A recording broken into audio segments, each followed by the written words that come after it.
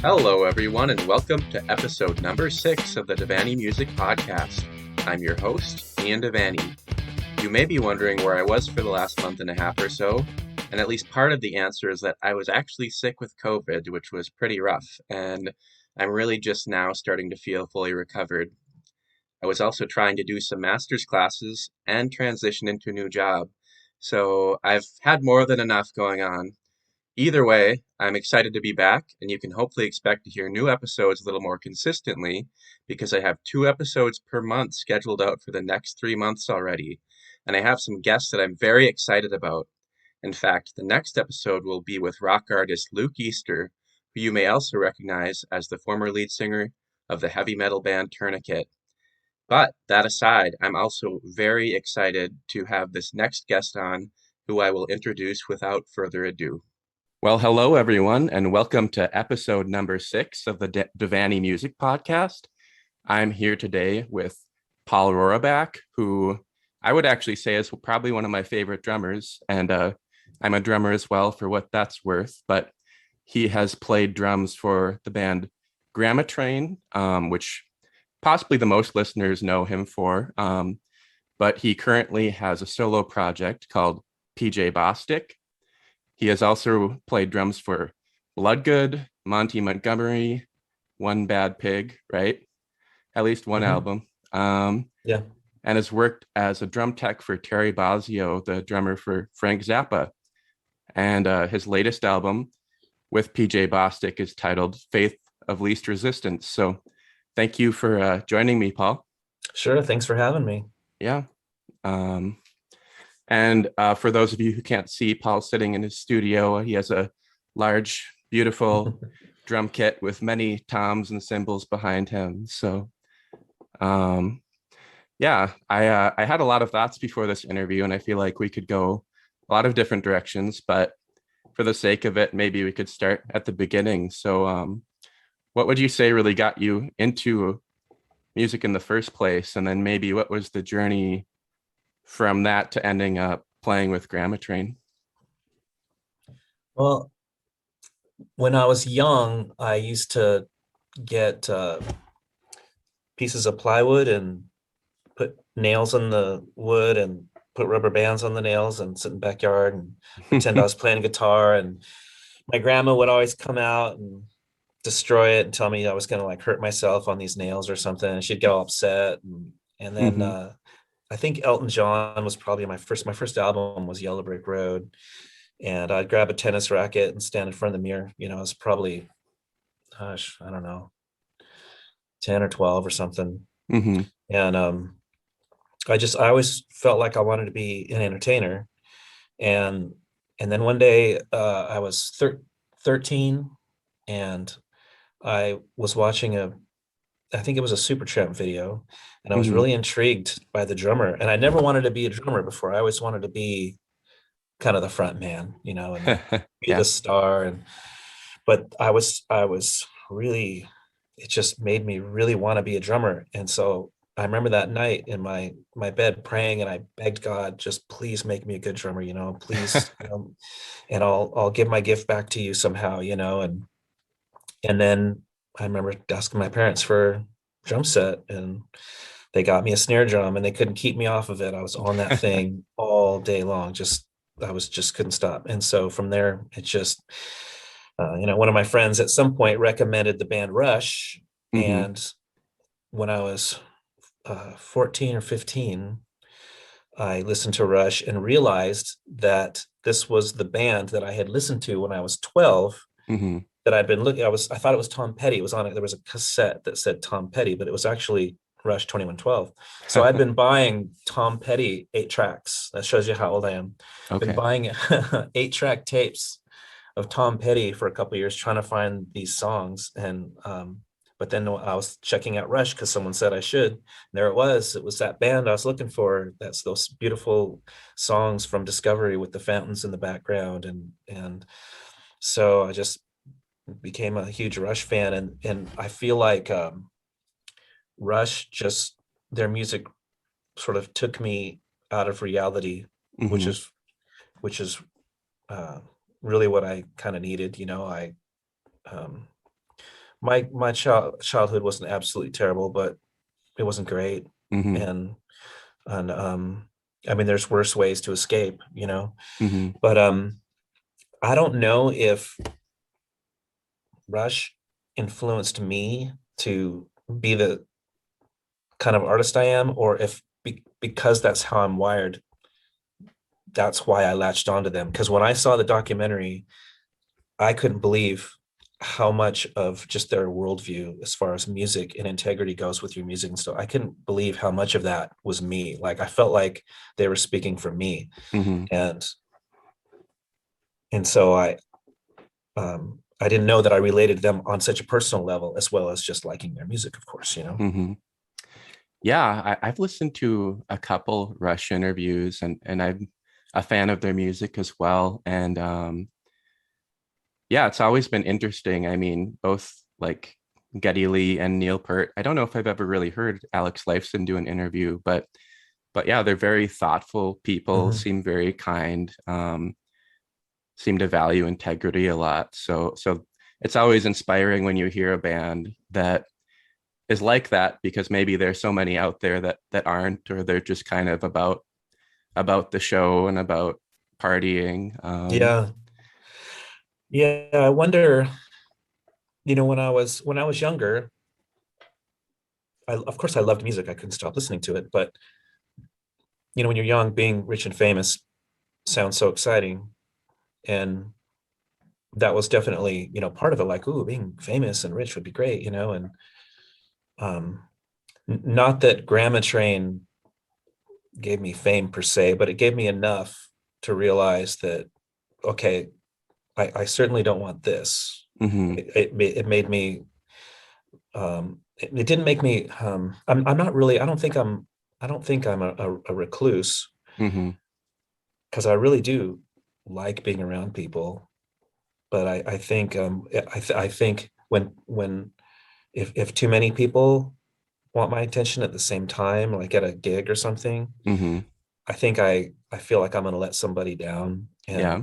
and it makes it hard for me to just be around crowds, sort of, especially if I'm supposed to be something to somebody that I just don't really think I am sometimes, Mm-hmm. like if I, just if you're, in a band, or just even as a Christian in a band, I think sometimes people expect you to be probably a better Christian than you are. Mm-hmm. Like I'm very open about my struggles with sin on my records, and I'm very vocal about don't look to me if you're looking for an example of a perfect Christian. I don't know if one exists, but it's certainly not me. Um, but anyway, so I don't know that I would want the temptations of being rich, but paying the bills would certainly be nice. But I guess what I'm boiling this down to is it's really come down to it just being about the music for me. It's just, you know, paying the bills is great. I certainly don't want to be famous, but I just want to keep making music. I just love music so much. And Mm-hmm. it's just something that I don't know what else I would do with myself if I ever quit writing music. I just don't know who I would be at that point. Yeah. Well, and probably from a creative perspective, that's the best place to be in. Sorry, I'm doing a podcast. Which one of your, do you have more than one kid? Yeah, my wife and I have 4 kids.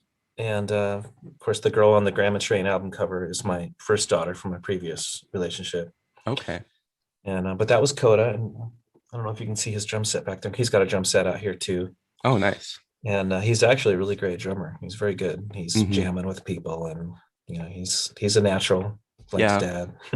Okay. That's cool. Yeah. Yeah.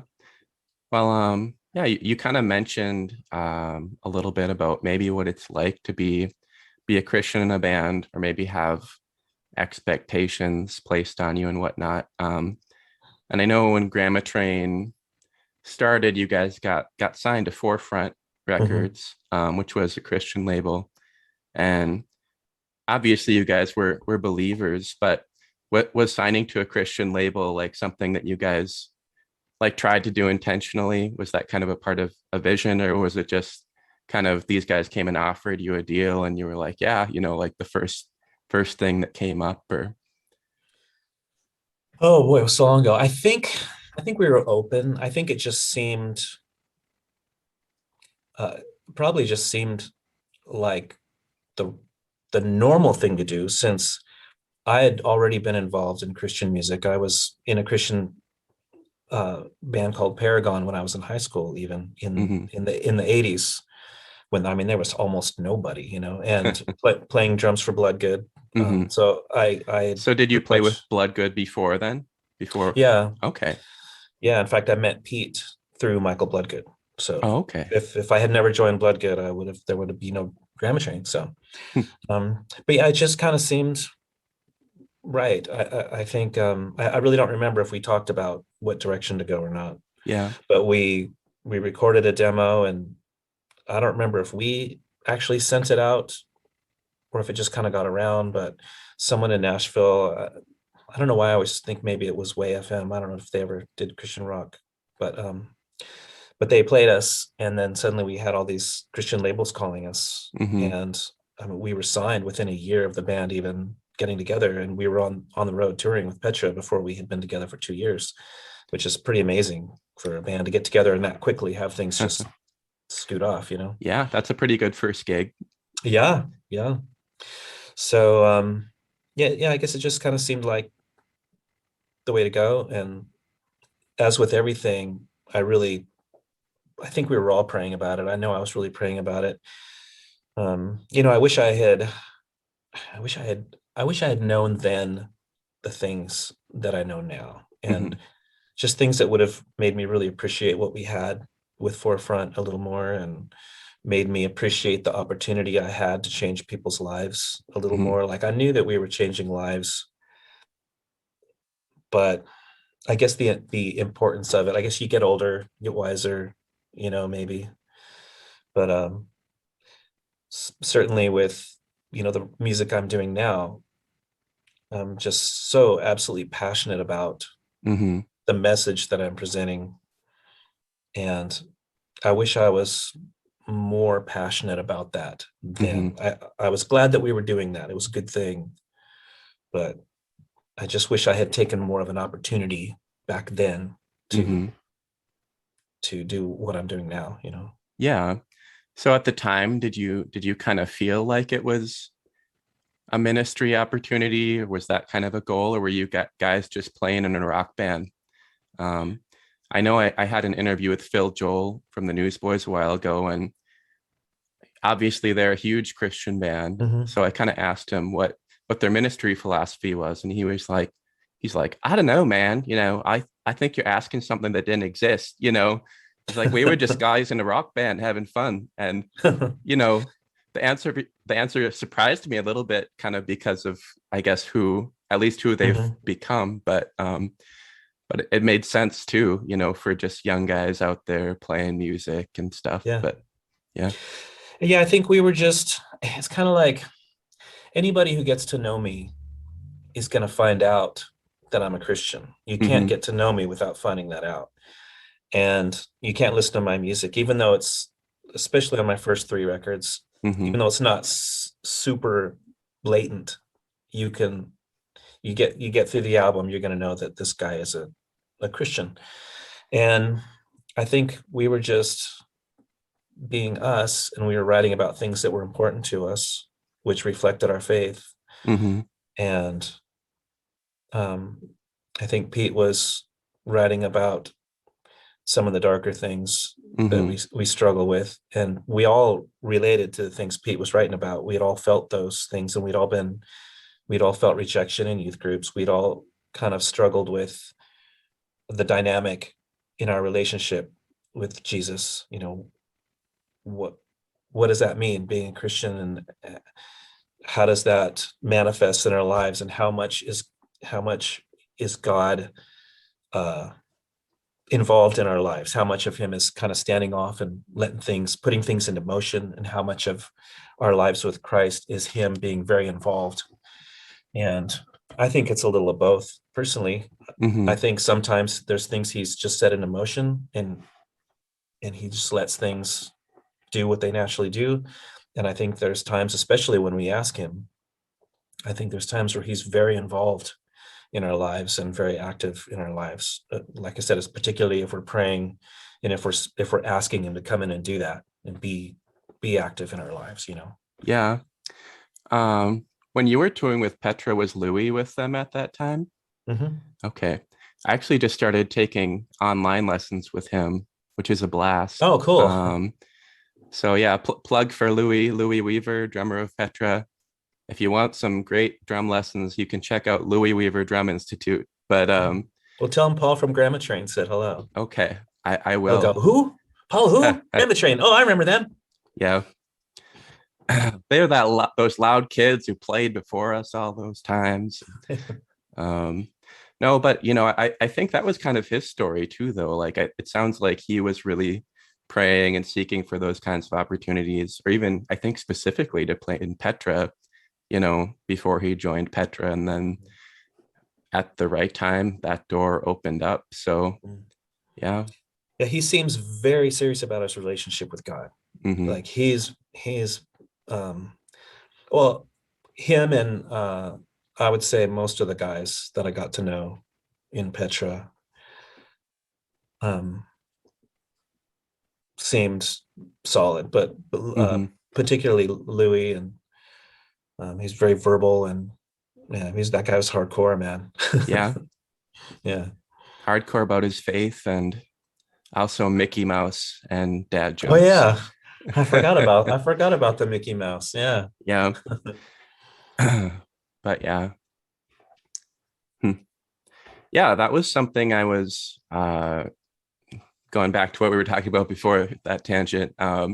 Something I was thinking about as I was kind of listening to some of Grammatrain stuff this week is that you had some really, I don't know, challenging lyrics, deep, insightful, maybe like you said, sometimes kind of darker too. But I think that in the past, I had always mostly listened to your music, or at least Grammatrain's music, for the music itself, and I hadn't paid attention to the lyrics for some reason as much. But yeah, that was interesting to me, and I don't have a lot of thoughts about that beyond that. I didn't write down any or anything, but yeah, I remember like listening to, I think like Undivine Election and stuff like that. Like, wow, these are some kind of hardcore songs and concepts and stuff you've got going on, or that Pete had going on. So yeah, that song's been a little misunderstood. We were at a hotel one time. I think we were playing a festival, and the lady that was at the counter, let's see if I can get this right. I don't even know how it came up, but Grammatrain came up, and she didn't know that I was in Grammatrain. And she said, yeah, I don't know about these Christian bands or something. She said this Grammatrain band, they have this song called Undivine Election. And she thought that the song was about Jesus, saying that Jesus didn't have the right to be, divine and I said, no. I said, I'm in the band. I said, that song's about people that are just being judgmental towards others, and kind of giving themselves this sort of undivine election to judge and that kind of thing. And she goes, oh, I'm sorry, sweetie. And I just did that to you just now, didn't I? And she put her hand on my hand. She's like, I'm so sorry, honey. I was like, it's okay. That's great. I mean, it's interesting that was like kind of applicable in that moment too. But yeah, what are the chances? What are the odds that she's going to say that to the drummer of Grammatrain, Huh. Well, that's cool. Well, maybe after that, she told people you guys were a cool band, and yeah, I met the sweet young drummer, and yeah, they're not so bad after all. They're okay. Yep. There was one person that said that his parents called us garbage train. Oh my gosh. we get all those stories. And then there was someone else who said that she heard demons in our music. Oh, interesting. Yeah. Was she listening to it backwards, or? I don't know. Music is meant to listen to forwards. I don't know why people get so upset about what they hear backwards. I had a friend who took their CDs, their secular CDs, and put them in the oven because they were supposedly all full of evil spirits, and so she puts them in the oven, and and she told me, you should see, just the the contorted, way that these CDs looked when I pulled them out. And I was like, yeah, you put them in the oven. Like, what'd you think was going to happen? Yeah. They make sparks if you put them in the microwave too. So I don't put try them that, in the kids. microwave and You they were didn't hear that. spark. Yeah, right. Yeah. Well, so did you grow up in Seattle? I know that's where you started as a band. Yeah, we moved to Seattle when I was 2, and we kind of Oh, moved okay. around Edmonds and Kingston and Bremerton, Hmm. Renton, just kind of all around. Yeah. Okay. So you were kind of in that scene.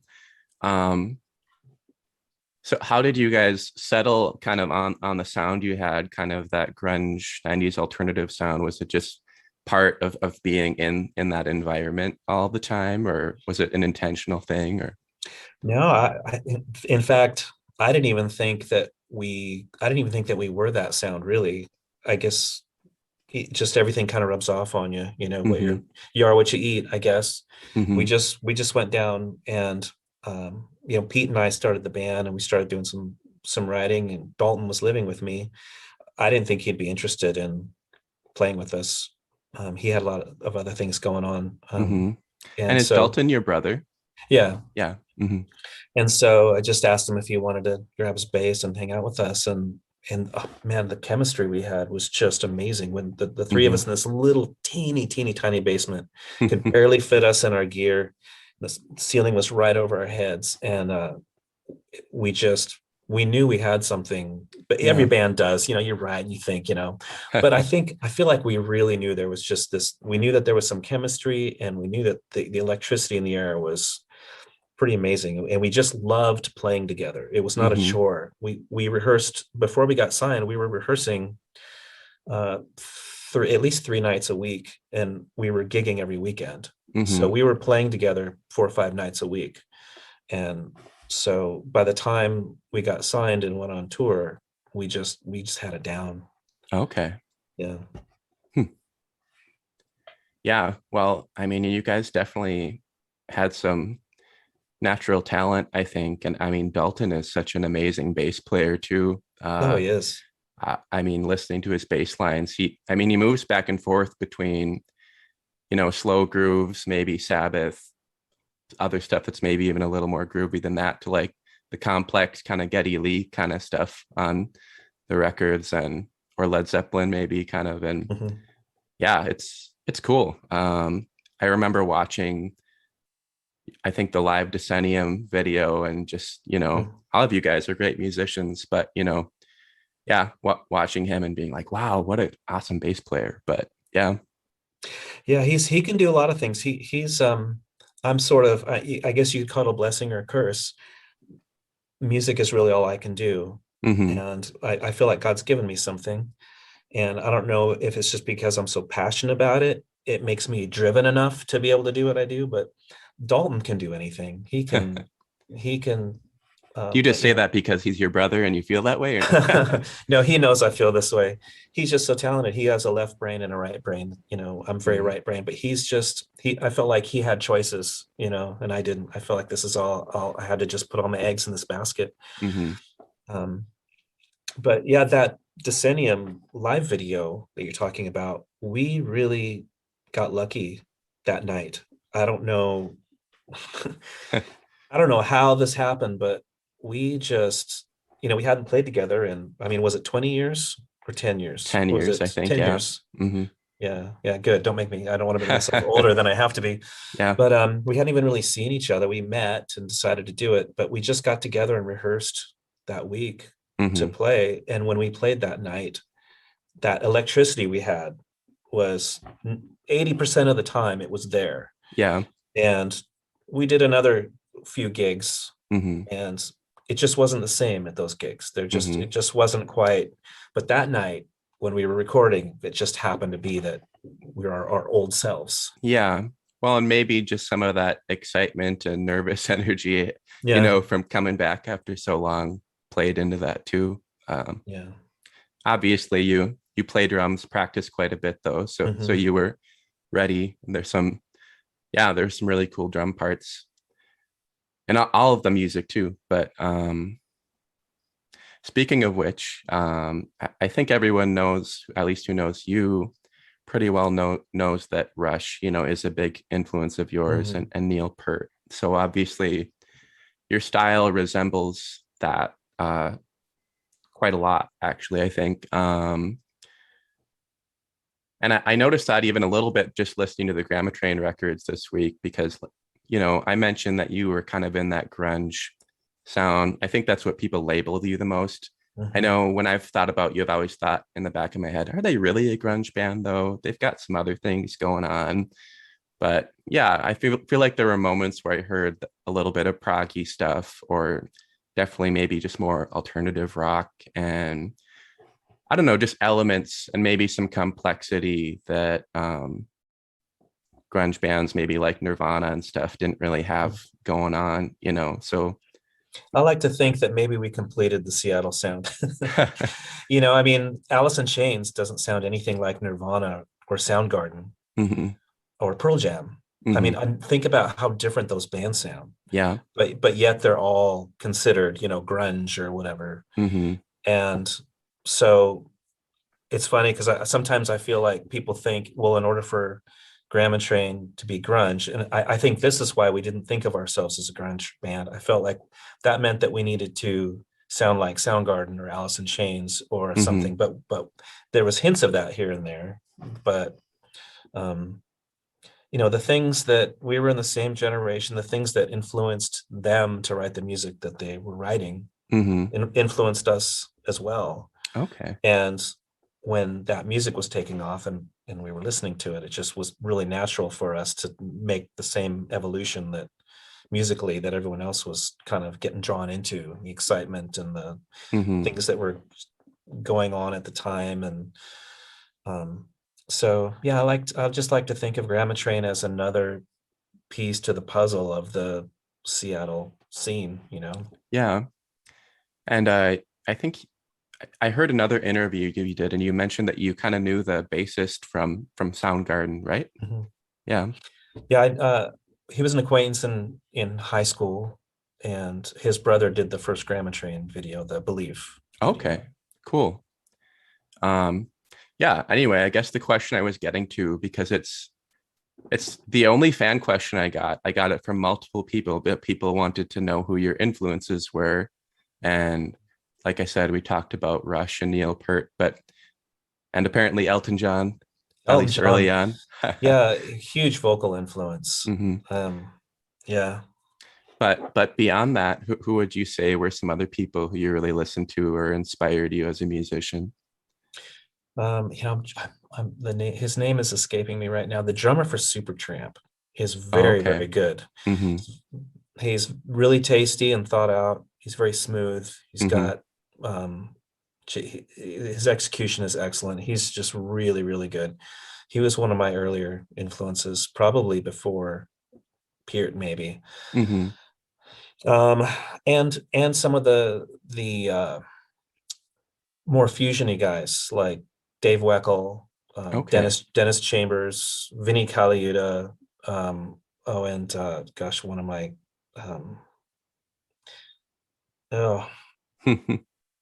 I was floored that Terry Bozzio used to compare me to him from time to time. I can't remember. He's one of my heroes.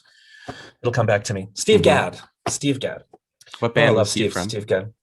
He's just played with a bunch of. He's kind of got around. I really liked a lot of us playing with Chick Corea, and I loved that kind of fusiony, crazy instrumental stuff where the drummer just goes nuts, and you have to listen to it a gazillion times to figure out where the time signatures are beginning and ending, and when they're playing all over the beat. Yeah, he's just a groove master. He's really, really good. Okay, cool. Well, how did you end up getting to play be the drum tech for Terry Bozzio? He's obviously a pretty amazing musician as well. Yeah, I mean, he's my hero's hero. Neil Peart was pretty enamored with Terry Bozzio. Oh, interesting. Yeah, in fact, when I was with Terry at DW for 2 weeks, we were working on Terry's drum kit, which, I mean, you think mine's big. His could eat mine in one bite. the one of the, I think it was the A&R guy coming in and saying, yeah, Neil's going to come in. He wants to meet you, Terry. And I was like, I'm finally going to get to meet Neil. And um, shortly after I quit working for Terry, I was on the road with Monty Montgomery, Hmm. and Terry sent me a picture of him and Neil holding up a sign saying, hey, Paulie, That's funny. So I just missed getting to meet Neil. Yeah. But back to your question, it was just a friend who knew Terry and Hmm. knew me, and he called me up one day and knew I was looking for some work, and Yeah. said, "You want to work for Terry and go out on the road with him for a while?" And Hmm. he knew I knew how to work on big drum kits and stuff. So Hmm. Yeah. Well, even though you have quite a large kit behind you, you'd probably need to add about 5 times the drums, I yeah, think, to match his from what I was watching earlier. So, yeah, I think his kit's gotten bigger, but when I was working for him, he had 36 drums, 8 bass drums, and hmm, over 50 cymbals. And to some people that can sound really ridiculous, but he looks at his piano like his drum set like a piano, hmm, and the notes are all tuned. I mean, his drums are all tuned to notes, and hmm, his bass drums are all tuned to notes, and he'll play in ostinato with his feet and then play melodies over the top. hmm. And a lot of his cymbals are stacked, which means that one is, you know what stack means, right? When they're just literally Yeah. sitting on top of each other. Hmm. So 50 cymbals, but that could mean half of that many things to hit. Yeah. But yeah, he just saw it as a orchestral piece, and he was just making music by himself on Hmm. the kit. Yeah. That's cool. It's almost like a different instrument, than Mhm. say, you look at like what Ian Pace from Deep Purple would play, just a little like, probably just two toms most of the time, 2 or 3 tom little drum kit. I mean, I think he's maybe used some bigger kits since maybe the early days, but obviously he's a phenomenal drummer, but he's playing rhythm, you know, fantastically, but just on this little kit. And obviously it's less of an orchestral thing. Um, but yeah, just thinking about Terry or Neil or people like that, and people who tune their drums to notes, that's Mhm. another dynamic. Yeah, I've I've done some of that here, mostly because there's so many drums that if I'm tuning and then I get down to the floor tom and I've got to I have to end up tuning everything back up, because by the time I get to my floor tom, it's just the note that it would have to have was just too low for it to carry. In other Hmm. words, it would sound like the next tom up. So then I started writing down notes just so when a drum goes out, I can remember, okay, I think this one's a D, and I can tune it to a D or something. Okay. Yeah, I'm pretty basic, but one of the ways I've tuned drums, and let's see, I think I just have 3 toms right now, but um I like to listen to the song Sunshine of Your Love by Cream, and I just try to Mm. get that dun dun dun dun dun. If I can get that sound, I'm like, oh, it sounds good. I can Mhm. I can move on with my life now. But Ginger Baker is one of my favorite drummers too, so it's Oh, kind of nice. a, you know, I borrowed that from him, I guess, in a way. So, I met him out in LA at a Terry Bozzio gig one time. oh wow.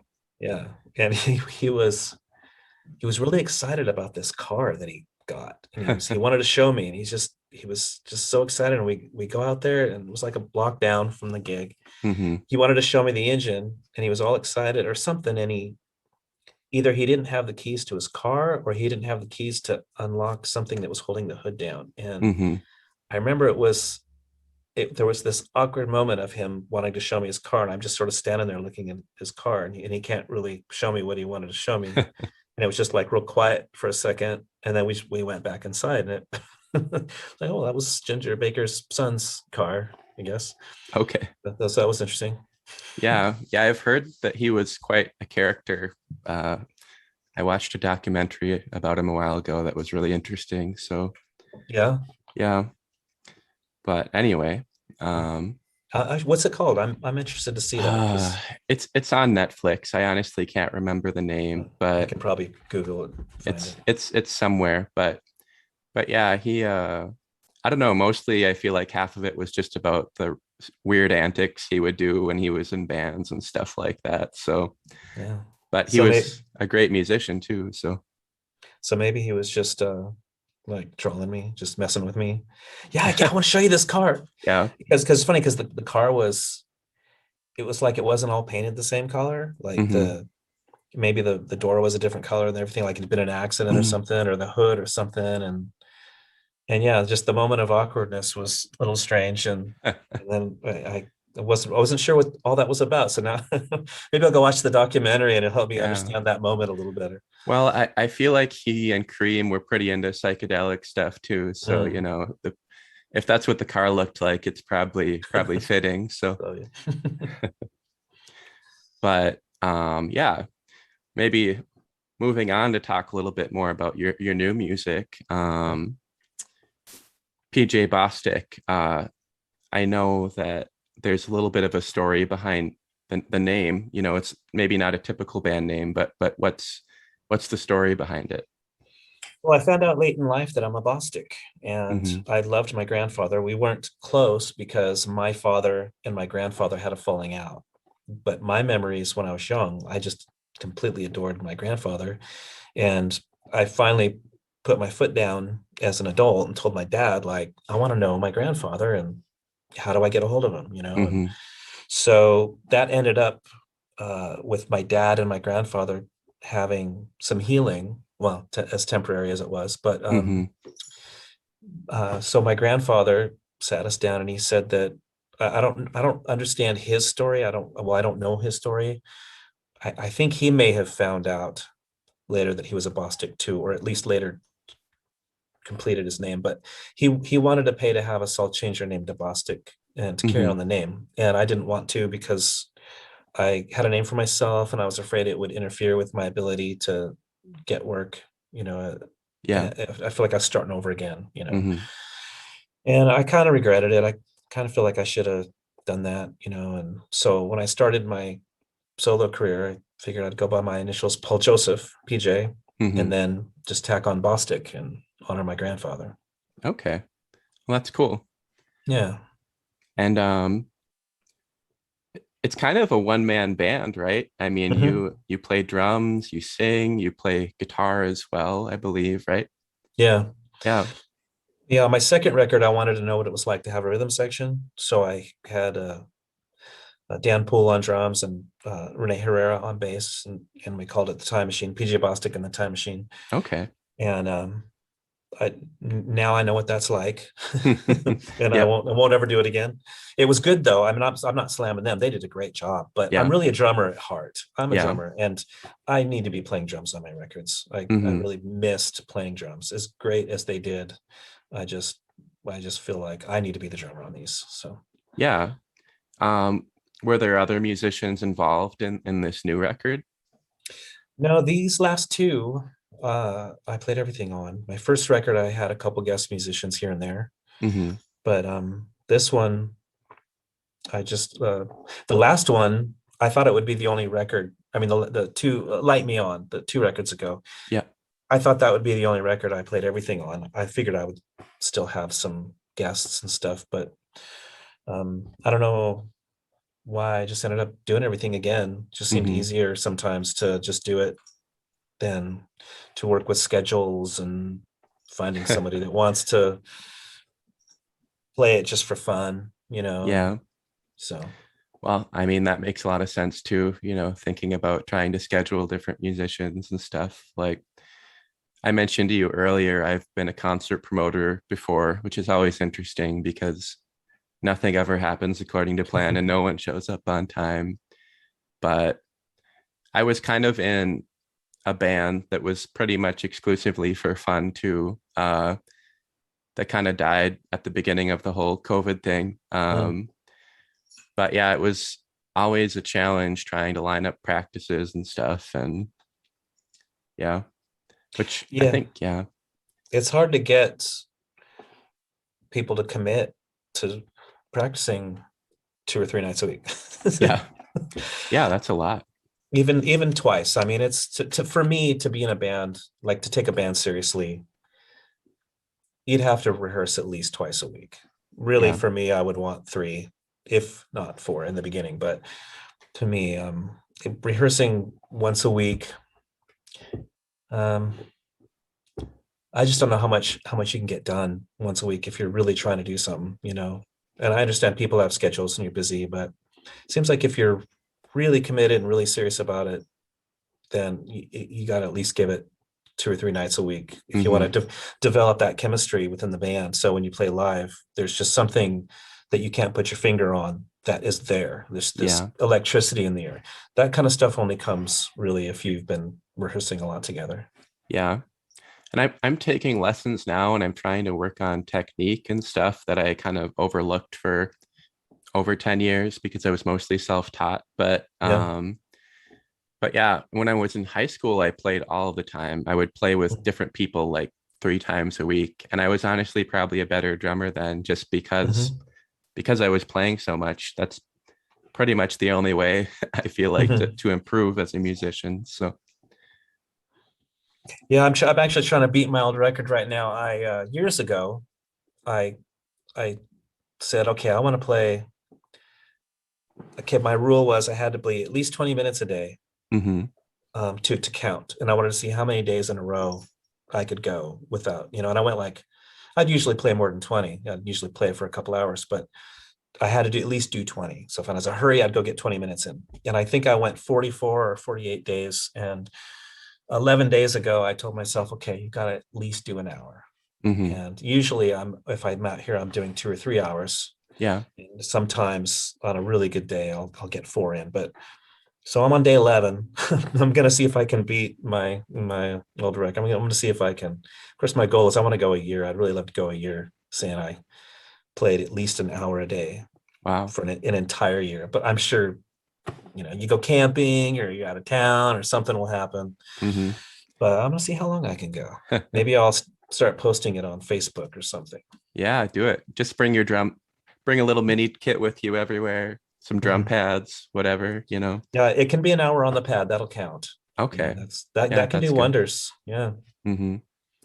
Yeah, that's one of the main ways I practice right now, at least for the technique stuff, mostly, so I don't drive everyone around insane. But yeah. Well, that's a good goal. I support that fully. So all right. Well, now I feel like I have to make it to a year, so give me some inspiration to see if I can do that. Well, I know like Ted Kirkpatrick from Tourniquet, he recorded a whole album of classical like drum covers and stuff like that. So maybe you don't need to do classical unless you want to, but maybe you need to do like a drum album, Is he playing everything on those? I've seen some of those videos. I didn't know if he was playing the piano and stuff too, or I think so. I know that wow, that's pretty impressive. Yeah, I know he's a very good guitar player. I've heard like on some of the Tourniquet records that sometimes if he wasn't happy with the part someone else played, he'd kind of grab the guitar and play it. That probably made him some friends. Yeah. Yeah, he seems like a very precise person, so I get it. I'm told I can be hard to work with. I do have high expectations. If someone's gonna be in a band, I don't think it's a lot to ask to have people, like we were talking earlier, to show up for rehearsal, and learn their part, and if somebody, especially if it's somebody I'm hiring or something, if I know that they've been working hard and they're missing the mark a little bit, I'm okay with that, but if they're missing the mark and I can tell that they just have sort of a haphazard attitude about just rehearsing and practicing at home and stuff, then it'll really bother me. Yeah. I'll get somebody else. Yeah. Well, I feel like that's just kind of the way the music industry goes, people who show up and try hard and do their best are the ones who get the most gigs. So yeah. I'm trying to think, my music business professor, he always said, show up on time and leave early. So, if you can, basically show up on time, let people know you're there for business, and then leave as soon as you can, so you don't, unnecessarily upset anyone, basically. Yeah. For me, it would be unnecessarily sticking my foot in my mouth, for sure. Yeah. But yeah. But thinking about your new album, it's called The Faith of Least Resistance, and I feel like there's a lot to talk about with that. And it, I honestly, it's one of my favorite albums of the year. I think I Oh definitely enjoy man, it very much. thank you. Yeah, I, yeah, it's a cool album. And like I said, I love Rush too. And if people love Rush, I think they'll probably love your album because it very much, I mean, it's almost a tribute to them, I think, stylistically in many ways. But yeah. Yeah, it's one um, thing when normally you have a band and there's one guy influenced by Rush and there's somebody else influenced by Rage Against the Machine and then someone else is influenced by AC/DC or whatever. But sadly, well, for better or for worse, I guess I'm the only guy playing everything, and so everybody in the band is influenced by the same the same people, yeah, and so it I know it shows. I know that my yeah, Rush influence is pretty obvious. hmm yeah, and yeah, I don't think it's a bad thing. And there are obviously other influences mixed in there as well. But I wanted to ask you first, maybe about the album artwork, which Mhm. people who are maybe just listening won't be able to see it, but I've posted it on social media. And if people are listening on YouTube, they should be able to see it. But I was curious if you could describe the album artwork and maybe the concept behind the album and the title, because obviously that's all tied together. Well, in the last couple of years, I've seen this movement in Christianity, the progressive Christian or the emergent Christianity. Well, there's other names for it, but it's New Age Mm-hmm. and Gnosticism, and it's a very liberal uh, Christianity, and the Bible is coming under scrutiny. The authority of Scripture is being kind of ripped out, and these teachers are teaching people what their itching ears want to hear, Mm-hmm. and it's it's pretty crazy how quickly it's infecting the Christian church, and it's hard for me to watch. It makes me angry, and it hurts me to see it because I feel like I see so many people who, a lot of people that go to church don't always read their Bible. Yeah. They go and they just learn from the pastor and they go home, and hopefully at some point they'll get more excited about their faith and start reading scripture and getting serious about it. But Mm-hmm. when your teacher is giving you all this heresy, if you're not reading your scripture, you won't know, and you'll Mm-hmm. start believing all these weird things, universalism, that um, everybody's going to heaven, there's no hell, there's no Satan, Jesus didn't die for our sins, he's just died to show us his love, that kind of thing. Yeah. And there's this sort of Trojan horse. It's not the only Trojan horse for the progressive Christian movement, but there's this seemingly harmless Enneagram, which is it's a symbol. It's looks kind of like the Star of David or something, but Yeah. it was Yeah. it If came I from. could describe it, uh, it's like a nine-pointed star, which Mhm. looks, like you said, maybe like a Star of David or like a pentagram. But yeah, it's a nine-pointed star, and the bottom is open, and there's a Mhm. circle around it Yeah, typically. So that's kind of what the Enneagram looks like. yeah, and it comes with people are using it for these personality tests, Mm-hmm. and those personality tests come from automatic writing, Mm-hmm. which is it's like using a Ouija board, but instead of a Ouija board, you use a planchette that goes from letter to letter. Okay. When you're in your trance or you're letting the spirits move your hand or whatever, it spells out a word.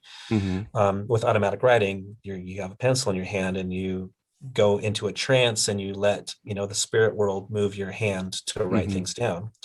Now, that's obviously not from God. This man was not a Bible believing Christian, and Yeah. he was. Oscar Ichazo, was he the guy?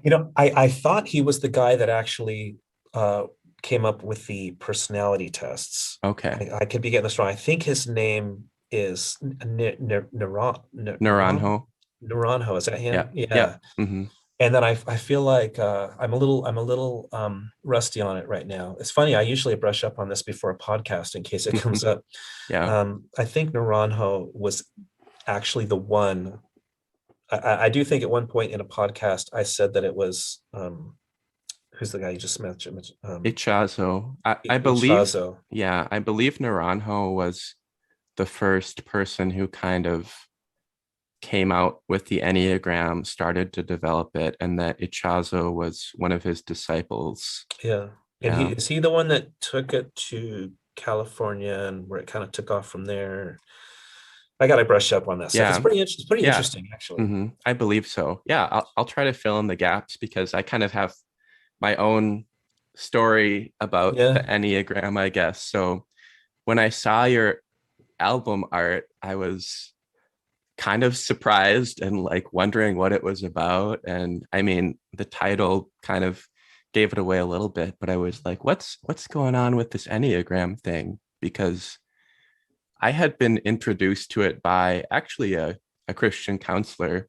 Um, they said, oh, here's this Enneagram personality test you can take. It might help you in your life and relationships and that kind of stuff. And I went to this website and that they sent me, and it was pretty clearly a new age website.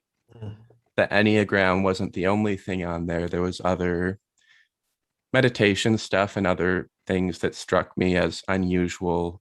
But I was like, okay, whatever. I guess I'll take this personality test and see what it's about. So I took it, and I mean, the symbolism struck me as odd too. So that was another thing. But I took the test, and I've taken other personality tests before, like Myers-Briggs and whatnot, which can be insightful to different degrees. But I took it, and I really wasn't impressed by the results. Like they didn't seem or feel super accurate to me, and they were kind of negative too, which I feel like is Yeah.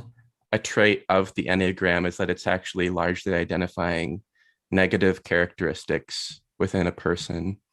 But yeah, I looked at that and I thought, but I'm kind of a thinker and a researcher and stuff, and I like to get to know the backgrounds of things. So I started reading about it and then immediately discovered that it had been developed by all these occult practitioners, I guess you might call them, and which I was shocked by, And like I said, I kind of had a weird vibe from everything kind of surrounding it. But I had been introduced to it by a Christian counselor. But yeah, and I was also in a relationship at the time, and my significant other kind of became obsessed with it, really, So I started learning all this background about it that was disturbing. And then she was kind of obsessed with it. So that actually became a conflict,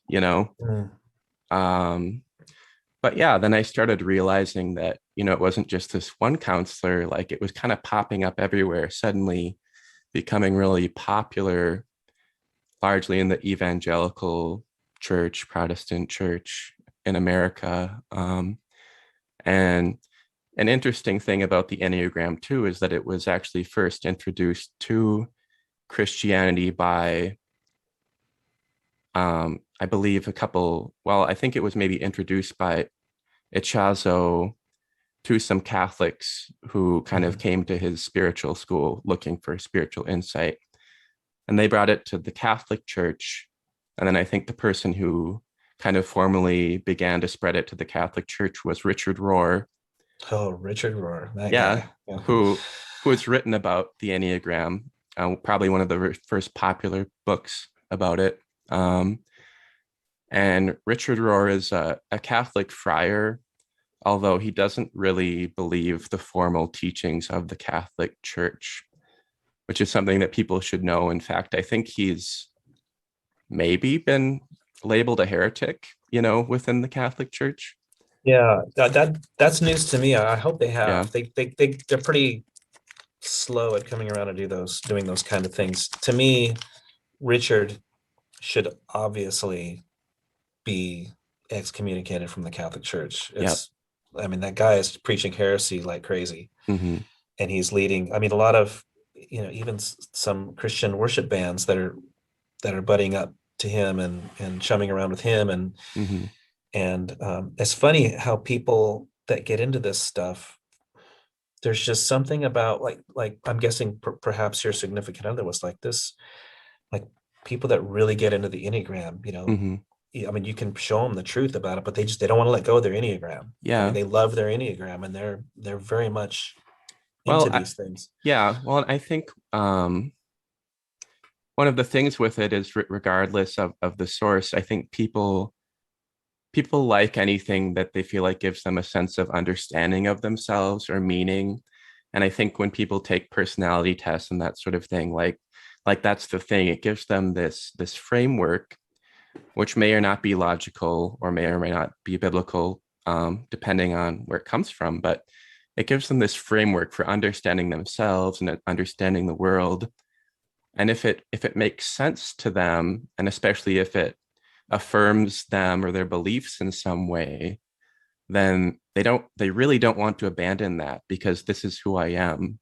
You know, I can't even remember which number I'm supposed to be in the Enneagram, but each person is given a number on this 9-pointed star, and Mhm. that's like your identity, like Yeah, your core characteristics. And then I think sort of the theory is that you possess these certain traits or weaknesses, and if you are belonging to a certain number, the goal is to acquire traits of these other numbers, that could be like emotional traits or spiritual traits, depending on how it's yeah. framed.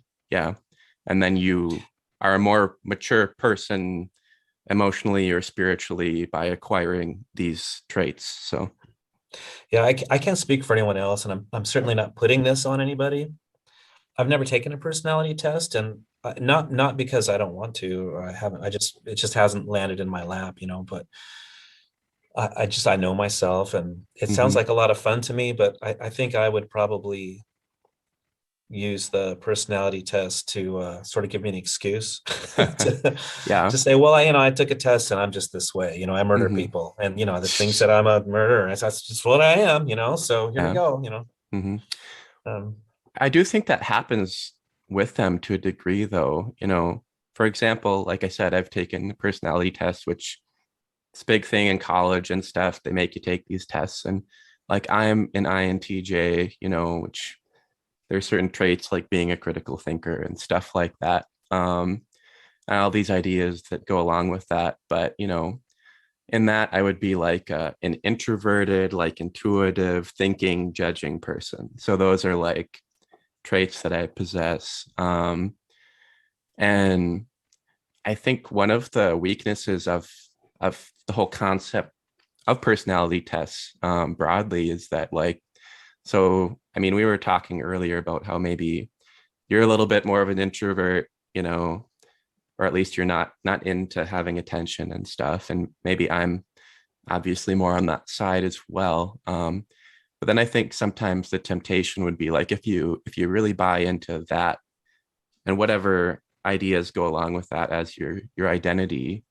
I mean, and I'm sure there's truth to it, but then it's like there's this excuse like, well, I'm an introvert, so I don't have to try as hard to reach out, you know, right, and like connect with people or develop these relationships because I'm just kind of a loner by nature. right, right. Yeah. Yeah, it's funny because like I know that I need to be, say, involved in the community more. Mm-hmm. I need to do more, still would say missionary work, or Mm-hmm. uh, just loving my neighbor more. Mm-hmm. And I don't know if I'm an introvert or recluse, or if I don't know if being shy and being an introvert are kind of the same thing, because I can carry myself well in front of people in a conversation, and no one would know that I'm nervous the whole time. Mm-hmm. But I see what you're saying. Like I can catch myself using that excuse that like, well, I'm just not comfortable around people I don't know. I don't want to go with a bunch of people I don't know down to some country, and Yeah. but when I did that, it was pretty incredible. Mm-hmm. We went down to Nicaragua, and um, I'm guilty of not being in the moment. I tend to want to get to the next thing, whatever it is. Even if I'm having the time of my life, Mm-hmm. I don't tend to enjoy those moments because my mind is always somewhere else. I'm either daydreaming or I'm thinking of something else, or I'm thinking, so what are we doing after this? Okay, so when we get there and do this, then I need, I'm always somewhere else. But when I was in Nicaragua, every second I was there, like life in America had just shut off.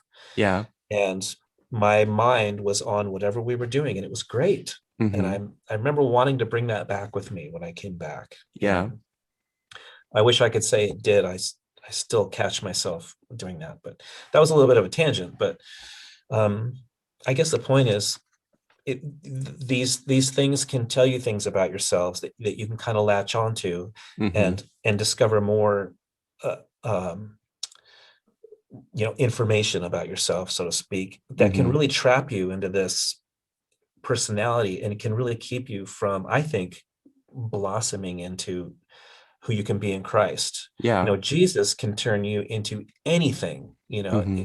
whatever types of personalities there are in the world, whatever God wants you to do, he's going to give you whatever personality type you need, or I think he's going to help you get over them, like Yeah. being shy Mm-hmm. or being a recluse or something like that. And the rewards for getting over some of that stuff, at least for me, pretty amazing. Yeah. And yeah, I think, and that's important for people to understand. I mean, it's, first, I almost want to make a note, like talking about this Enneagram stuff.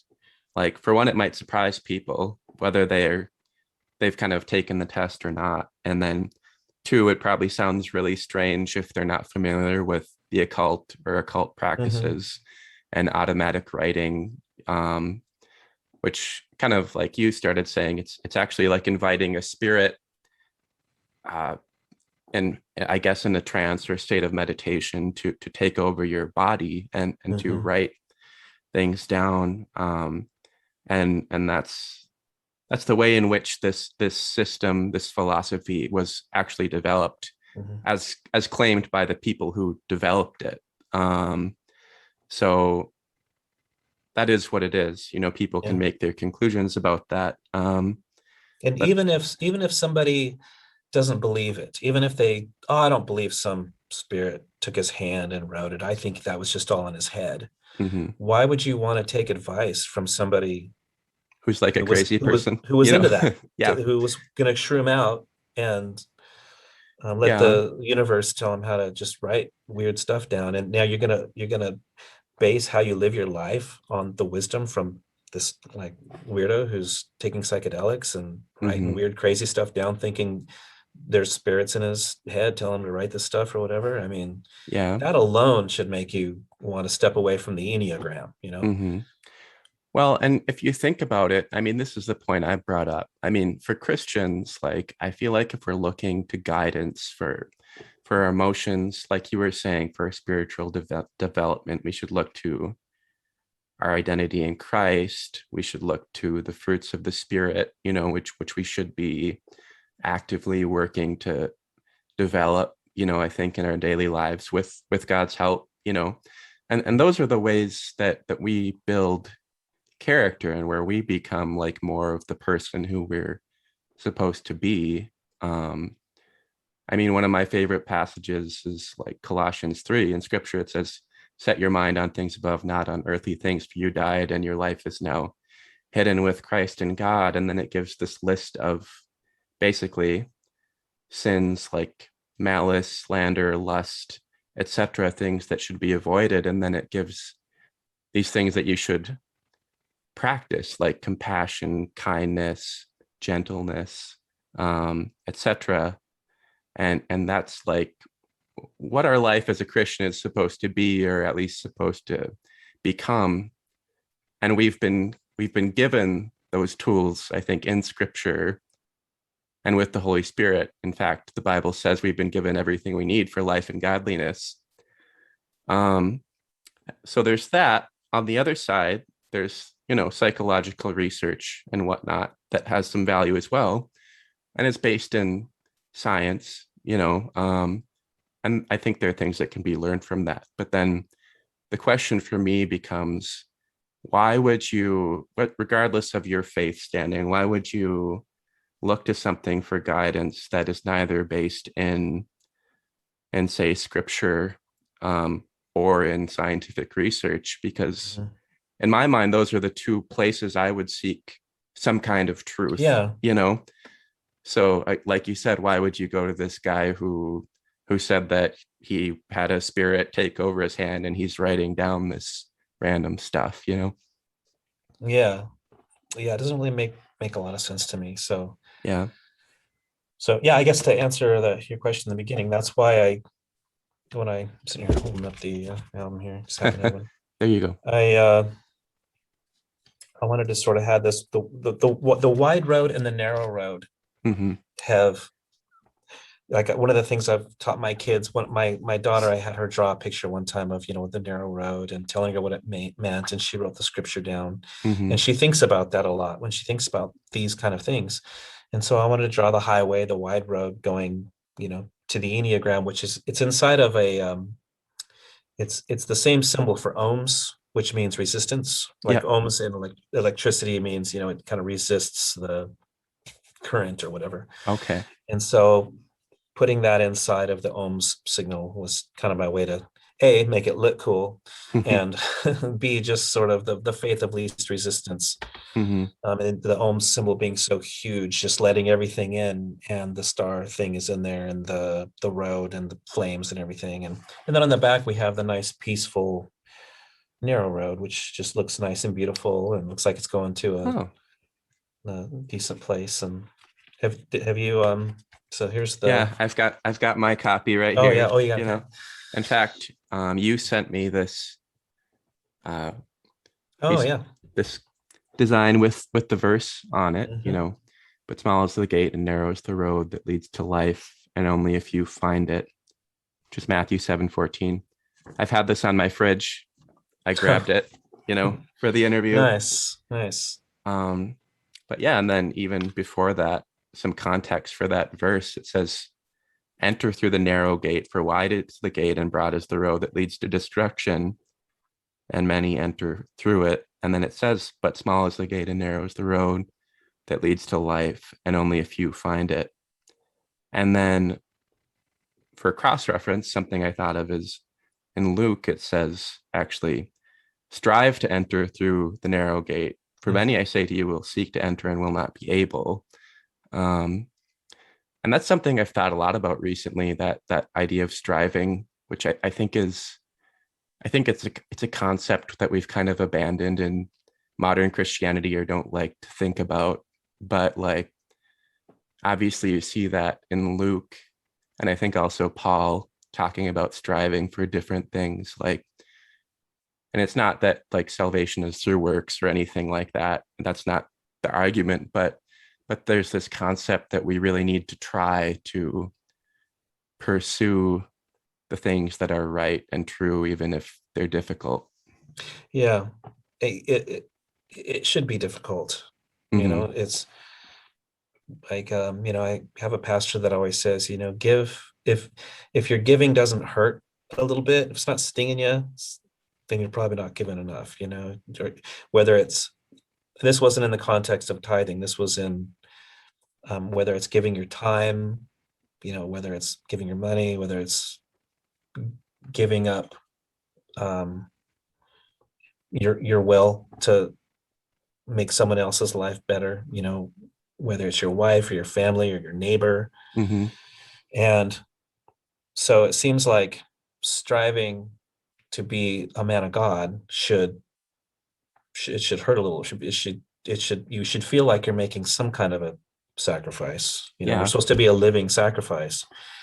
And that's what I remind myself when I convince myself that I'm miserable, when I'm like, poor me, it's like, well, this is being a living sacrifice. There's pain involved, there's loss, Mm-hmm. there's whatever, but it's just you live your life for God, and Mm-hmm. from time to time you're going to have to suffer because of it. That's okay. It's not about these 70 or 100 years that we get to be on earth. It's about the eternity that's going to happen after that. Yeah. In fact, I was just reading this book earlier that a friend who's a missionary gave me, and it's called Finding Calcutta, and it's about Mother Teresa. It's about this woman who went to work with her, so it's sort of autobiographical about her experience. And she's a Protestant, going to work with Mother Teresa, who was a Catholic, but then also kind of biographical about Mother Teresa. But I actually posted this quote from the book because it was kind of compelling. And it said, God gives many promises, and Christians are quick to display some of them on coffee cups. However, one of the promises of God we are not so quick to celebrate is the promise of suffering. And yeah, I thought that was a good quote. So something Yeah. to think about. Yeah, it's not the kind of thing you want to read first thing in the morning when you get up and have your coffee, is that you're going to suffer, right? Yeah. Well, it's funny. Like, so I read a Spurgeon devotional sometimes, and he really got both sides of that. Like, sometimes it's super challenging and convicting, and sometimes it's like, oh, this makes me feel really good. So there are days when I read that, I'm like, oh man, why does this have to be one of the tough things today? Like, but Yeah. it's the reality of life, I guess. So Yeah. And some of the tough stuff that we go through is God disciplining us and God shaping us. And God disciplines those he loves, and we're supposed to sort of embrace the things that come our way. I mean, God cares about our character, and it's better than the alternative. We can either endure God shaping us and endure God disciplining us, or we can endure the punishment that of not knowing God. yeah. You can, because I would much rather be disciplined and taught by a father than just receive wrath. Mm-hmm. They can seem similar sometimes because they're both obviously unpleasant, Mm-hmm. but one of them comes from a place of love and hope and future, where the other one has no future to speak Yeah. of. Yeah. And you think about it. I was thinking about this morning. I think, well, thinking about God as a father, and it's like we might pray for many things, ask for many things. And I think that often anyone, no matter where they're at, they might get upset with God because he doesn't give them what they want. And be like, oh, he's not a good God or not a good father. But if you think about a father, like a good father, if you bring your kids to the store, and obviously you have a number of them, Mm-hmm. probably every time they might ask for a candy bar or a Oh yeah. toy or whatever it is they want. And a good father is not going to give that to them every single time because it wouldn't be good for them, uh, I mean, it would be bad for them in the long Mm-hmm. run. Now, sometimes you might, be like, yeah, today, you can have this as this gift, Mm-hmm. enjoy it, I love you, that kind of a thing. But you're not going to give your kids what they want every time because they don't Mm-hmm. even really know what's good for them. And I think he is like that. That's why he's spoken about as a father. So Yeah, if it's up to kids, they'd probably rinse their toothpaste out of their mouth with Kool-Aid, you know. what? No. Well, not that it would go well with the toothpaste, I guess, but Yeah, I suppose. Yeah. Yeah, last night it was one of my kids wanted Kool-Aid before he went to bed, and I really wanted to give it to him. And Yeah. just like, nah, you're going to bed and you brush your Hmm. teeth, and and then he just goes to bed. I feel like the mean parent for an hour, like I won't give my kid Kool-Aid, Yeah.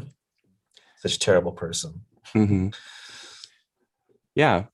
Well, and I don't need to take too much of your time, but I kind of like to let conversations run their course, and I have Yeah. ideas and stuff too. But let's see. I kind of speaking of paths, I have two paths here, so I'll let you choose Okay. one. But I mean, an issue I think maybe I've seen you post about or share about to some degree is kind of the deconstruction, reconstruction thing that's become kind of a trend within our culture.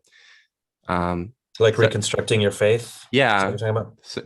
so I was thinking So about deconstructing your faith, and yeah, okay. yeah, so I was thinking about that, which we could talk about, maybe examples. So we could talk about that, or we can just dive maybe into more some of your lyrics that I was thinking about. So Well, which path? the reconstruction thing, are you talking about some of the posts that I posted from Elisa Childers? Yeah. Hmm. Yeah. The reconstruction thing is something more of I can't really relate to it because Hmm. I didn't go through that myself, Hmm. but I've just seen other people talk about churches that try and get you to reconstruct, Uh-huh. your faith. And then what seems to come out the other side is kind of more of this um, progressive church kind of a thing. I Hmm. mean, if I guess you could define deconstructing your faith in a lot of ways, because if you're on a if your Christian faith isn't solid, you can deconstruct that and dive into scripture and then reconstruct your faith as a solid Christian. But um, so I think I would probably, I guess, rather talk about the lyrics, since I don't know that I'm qualified, unless you would rather talk about. I mean, I'm okay with whatever, but Okay. I just Yeah. don't know that I can relate quite as much Yeah. to someone else's experiences. Yeah. I was just curious about that. I mean, I've just seen some people going through that, even some prominent people, musicians and stuff. And um, I mean, for one, it's been hard to watch. And that then two, like I feel like there's been so much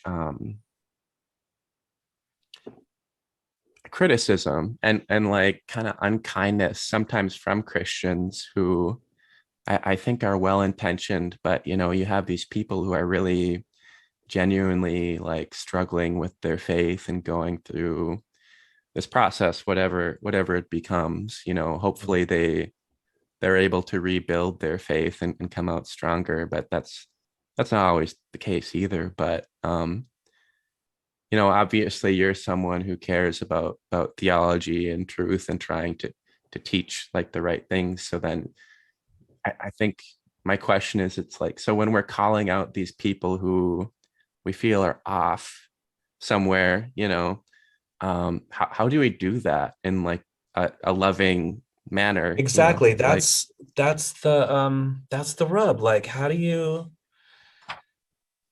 especially when you have the other side that's just ready to pounce if you even bring it up. yeah.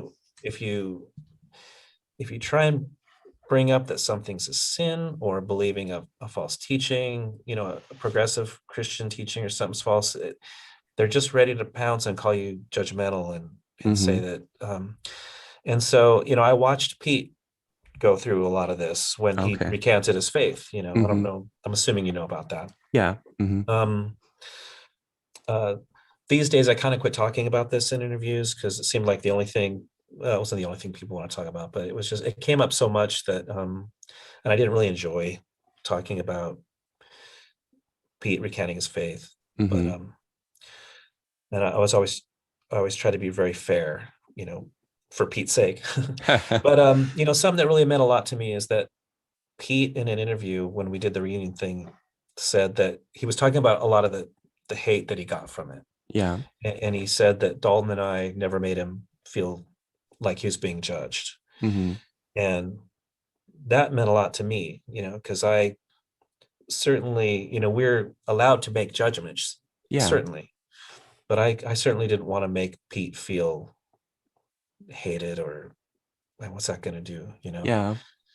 And so for me, if I'm, if someone has recanted their faith or deconstructed and is kind of, especially if they're in a place where they're a teacher or a musician or something, I mean, I would probably want to bring that up so that Mhm. people can steer away from their teaching or something. Yeah. But I would never come at them personally and have a remark for them, a negative remark, like you better, get your crap together, you're going to hell or something. Mm-hmm.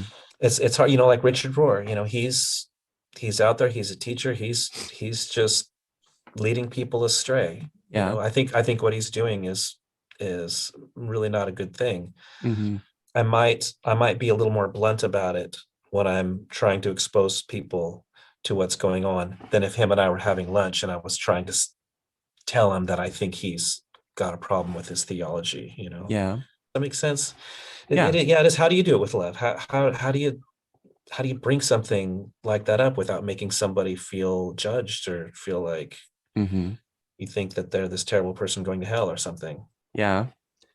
Yeah, and I think that, that it's an even bigger question in like the world of social media and stuff like Mhm. that. I mean, and I'll talk about this briefly since we kind Sure. of went down this road intentionally or not, That's but okay. That's yeah. okay. Whatever you need, as much time as you want to take, I'm good. Okay, yeah. But like I know recently, like Kevin Max, from Mhm. DC Talk, he kind of stated that he, was going through this process of deconstruction and reconstruction. And I'm a huge Kevin Max fan. He's one of my favorite singers. Oh, that guy's got a voice. Man, Yeah. he's got a voice. And I think anyone who's observed him over the years know that he's not like just your typical conservative evangelical. He's always kind of pushing the envelope a little Mhm. bit, trying to make people think, stuff like that, which, even though I've never fully agreed with him on everything, I also kind of admire him for just doing what he kind of thinks is right, whether it's popular or not. Mhm. But anyway, um really almost a year ago, I think he did an interview on this podcast, the Decent Christian Talk podcast, and he just said that he was going through this process of deconstruction and reconstruction where he was kind of questioning parts of his faith, things that he had learned and picked up, and trying to make sense of them, or trying to like throw out the bad stuff and figure out what was right. And that's pretty much all that he said at that time. And he said, he said basically anyone who's maturing, going through a growth process in their faith will probably experience something like that at some point. They're and I agree with him, and I think the way he framed it was right. There are points at which we might look at something we've been taught and say, maybe that's not right. Maybe it doesn't line up with Mhm. scripture or what I've experienced to be Mhm. true. Um, but that, and then a couple other, well, and I think he called himself an ex-evangelical in a post, and he was kind of distancing himself from the kind of quote unquote evangelical culture, which I don't even really like that word that much because of the ways it's been used, Mhm. in our culture today. Um, but yeah, he went through that process, and I think he said one or two other things that were kind of controversial. And then, um, I want to qualify this because I've been following Childers a little bit. And for those of you who don't know her, she was the singer from Zoe Girl. I think she also had a solo career, but she wrote this book called Another Gospel recently, which is talking about her experience kind of being drawn into the kind of progressive emergent church where she was encouraged to deconstruct her faith and kind of abandon a lot of things. But then she kind of went back through study of the word and church history and adopted what she would call like historical Christianity. Um, and the book is really good. And I thought it was really relatable because I had gone through some faith struggles and whatnot. And she has a podcast too that's just named after her. But I know like she kind of pointed out the Kevin Max thing when it happened, and it kind of bummed me out Mm. because for one, I was just getting into her stuff and I really liked her. And then she's kind of publicly talking negatively about one of my favorite musicians, but I didn't think there was enough to go off of, because kind of the picture that was painted by her and then also by like conservative media like The Blaze picked it up, some other John Cooper from Skillet picked it up, and kind of the story was like Kevin Max abandons his faith or recants his faith, but he never even said that. I mean, he still said, I'm a believer in Christ, I'm a follower of Christ, I'm just trying to figure this stuff out. But he used the word deconstruct, he used the word evangelical, and then kind of all hell broke loose for him, and I felt so bad for him. I'm friends with him on Facebook too. I messaged him at least once about it. But yeah, it just made me feel bad. And, I wished that these people had just kind of reached out to him personally instead of posting about him. I wish I could remember more about what the article said. I do remember seeing something from him where he said later that he said he felt like he was very much misunderstood Yeah. in what he said. And I remember being really glad. I can't remember what was in that article either, but I remember being really glad to read that. I wish I had it in front of me. I felt like I read something in that article that again, I don't have it right here. I don't know how much I want to say on a podcast. I feel like I remember seeing something wishy-washy in there that Yeah. made me also feel like what's going on here? Like, why is he saying these things? Maybe I need to reread it and well, and I think he has he been said. I think he has been going through this process, and like whatever it becomes, and I don't agree with him on everything, and I think I don't want to criticize him harshly either. I think he is probably off on some things and stuff. Yeah, I guess just like I was saying, it's like, how do we, if we do think someone is wrong, or if it just seems evident that they're struggling, how do we approach them in a loving way instead of just a critical way, especially in like a public manner, Well, I think the key there too is it's there's approaching them, Mm-hmm. and then there's trying to let other people know Yeah. to be aware of Mm-hmm. something. Obviously, Richard Rohr is not accessible for everybody to reach out to, and he probably Mm-hmm. wouldn't want anything to do with me if I tried, and nor would Kevin Max. I mean, Yeah. he's probably isn't just gonna take time to talk to everybody that wants to reach out to him and talk to him Mm-hmm. about these things.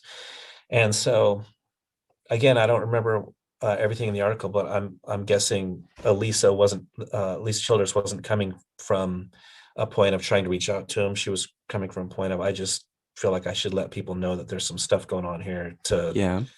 to consider with him, Mm-hmm. because he's a big influencer on people, and Yeah. if he is going down that road, people should know. Mm-hmm. But that's being a public figure, I guess. Yeah. But yeah, I want to go back and reread that. You sparked my interest in that, because I feel like, again, I can't remember what was in it, but I came away from it thinking something was a little off as Mm-hmm. well. And Yeah. and with all of that kind of stuff going on, and just also knowing what I know about a lot of, being that I was in the industry and stuff too, Mm-hmm. it wouldn't surprise me to see another Christian artist going down that road, Yeah. because I mean, a lot of the people in the Christian music scene, I don't even know if they're Christian, to be honest. Mm-hmm. And when I say a lot, I don't mean the majority. Yeah. I just mean I was shocked Mm-hmm. at times. Why would these people have this person in their band when they're acting like, and when I say acting like this, I don't mean just being a dummy, like, Mm-hmm. I mean, just doing things that, okay, if you're in a Christian band, you should just not be doing these things. Yeah. And then again, I look back at some of the stupid conversations that I had with Eddie DeGarmo on when I was on Forefront, some of the stupid things I said to him, Mm-hmm. and I thought I was being smart or I mean, Mm-hmm. I was at times even cocky, because I was feeling I was feeling like Forefront had made some promises that they weren't keeping, and I was upset, and I spent too much time focusing on those things and not being grateful for how much Forefront had done for Grammatrain, Yeah. and we tended to get ourselves worked up in the band when Mm-hmm. things weren't going our way. I don't know if we were spoiled or if we were just immature or what, but there was definitely moments, we lived on the road, Mm-hmm. and we desperately needed our label to come through for us Yeah. because, some of us gave up our homes and stuff. We just lived in a van on the road, and Mm-hmm. we desperately needed our label to be there for us. Yeah. So if there were times where we felt like they let us down, we took it pretty hard. Mm-hmm. And like I said, I think we spent too much time being ungrateful Mm-hmm. for the things that they did for us. I mean, that they didn't do for us, and being grateful for how many great things they did for us. I mean, they took us from a nobody band to, a known Christian band in like a year or two. Yeah. And Grammatrain was cutting, um, we were very cutting edge. Like there was Mm-hmm. nobody really doing that. It was very hard for them and expensive for them to help carve a path for Grammatrain to sell records and tour and stuff. It wasn't easy. Yeah. Yeah. I mean, it makes me think of this movie I just watched called Electric Jesus that just came out. And I interviewed the director. That was actually the last interview I did. But there's this clip in the movie, and it's this young Christian band, 80s metal band called Mhm. 316. And something goes wrong when they're going to a concert, I think. And they kind of miss dinner or whatever. Like they were supposed to get pizza and they don't, So, and their manager's name is Skipwick. So who's played by Kevin from The Office, which is pretty great. Oh, nice.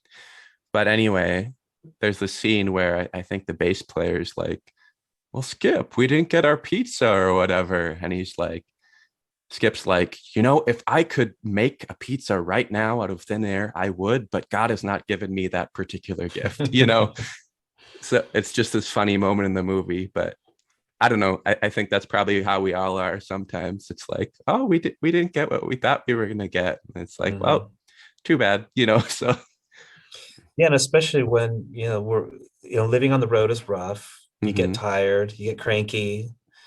And, to be honest, you get used to people doing things for you. Like that was something that it took me a couple years after the band broke up to realize that I had taken for granted. You get so used to everywhere you go. mhm, Can I get you something? What do you need? Do you need something? Can I take you somewhere? Do you need to go to the store? Because you're at the mercy of everybody else. mhm, Because you don't have a car, if you need to go get something at the grocery store. So you have runners, and you have, every night of the week you have a different meal. Not, when you say you want chicken on this night and stuff, it's not because you're big time, but it's because you don't want pizza every night, or you don't yeah, want Kentucky Fried Chicken every single night of the road, or spaghetti. Like you need to break it up, or you go crazy and you eat very unhealthy. yeah, And so, we had a few promoters from time to time that gave us some grief because, we wanted chicken or something, but we would always try to explain to them why, or our manager did anyway. yeah. Quick was that his name? Skipwick, yeah, Skipwick. yeah, yeah. This is our fifth Little Caesars pizza this week. No, Yeah, been yeah. there.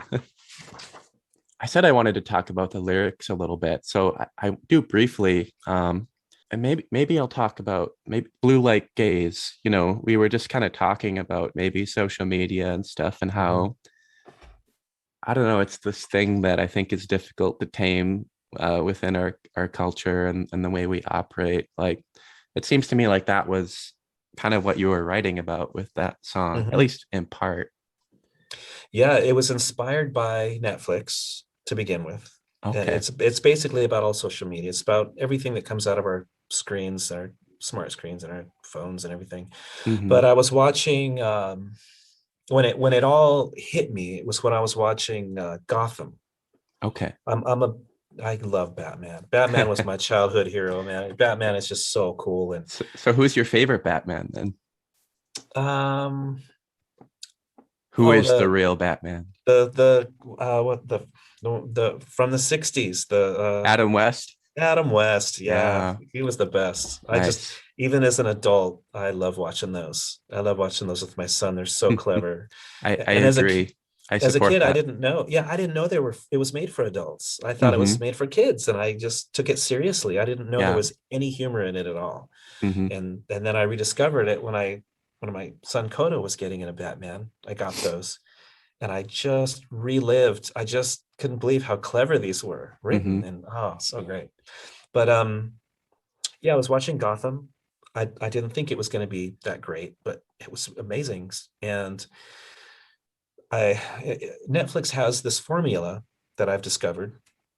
You know, they make great stuff, they get you roped in, and and then they start sneaking in the sex and the violence Hmm. and the propaganda. By the third, fourth episode or third or fourth season, you're like totally roped into this thing and you're Yep. committed, and you realize, or at least I realized, I mean, why do you have to make the characters in Batman, these classic characters around? Why does everyone have to be gay? Why does everyone have to be sleeping with each other? Why does there have to be extreme violence? You Hmm. know, this is Batman. It's Batman. You know, he's a comic book hero from when we were Yeah. kids. You know, why does all this stuff have to have all this propaganda in it? You know, Hmm. and I felt like I was tricked, kind of. And then Hmm. I was thinking about some other shows that we watched and how they did the same thing. And it made me really mad. And Hmm. so for me to pick up my pen and start writing lyrics, I have to be emotional. I can't just sit down and go, I think I'm going to write about this. I Yeah. wish I could. I've tried. If it was up to me, I would write a worship album. I want to write just, I mean, the music would be the same, but Yeah. lyrically, Hmm. and when I try to write anything like that, or just any on a topic, if I'm not like really emotional about something to where I have to pour it out through my pen, I Hmm. just write mediocre garbage, you know. Yeah. So I was really upset, and I remember grabbing my pen and I just started writing. And you know, I go back later and make things rhyme a little more, or about, you know, just change Hmm. the words and make it sound a little more clever. But initially it's just me pouring out my heart on paper. But yeah, it was just seeing our babies affected, seeing even as adults how, you know, we get addicted to our blue screens, you know, Yeah. and all of this stuff's going into our brains and programming us. It really is. Hmm. It sounds so it sounds like it just can't be true. You just, Hmm. you know, we grew up hearing weird things, you know, all these conspiracies and stuff, but it's all true. Like they really are, um, just shoving all this propaganda down our kids' throats and down our Yeah. throats, and they're changing our country. And it, yeah, it got me really worked up. So that was blue light gaze. That's okay. Yeah. Yeah. Yeah, and it is really subtle, and often it's presented in the form of entertainment, which, I think the assumption there is that it's harmless. Mhm. And yeah, we're kind of programmed, and a lot of it is intentional propaganda. Probably most of it is, at least if it feels that way. But a lot of it's just about money too. It's like what's Mhm. what's gonna make money? How are we, you know, um, how am I gonna get these people to click on this stuff? And that's like sometimes that's all it's about. Mhm. Shock value, whatever. Um, yeah. Well, this might sound kind of strange, and I'm not saying I'm right. Hmm. I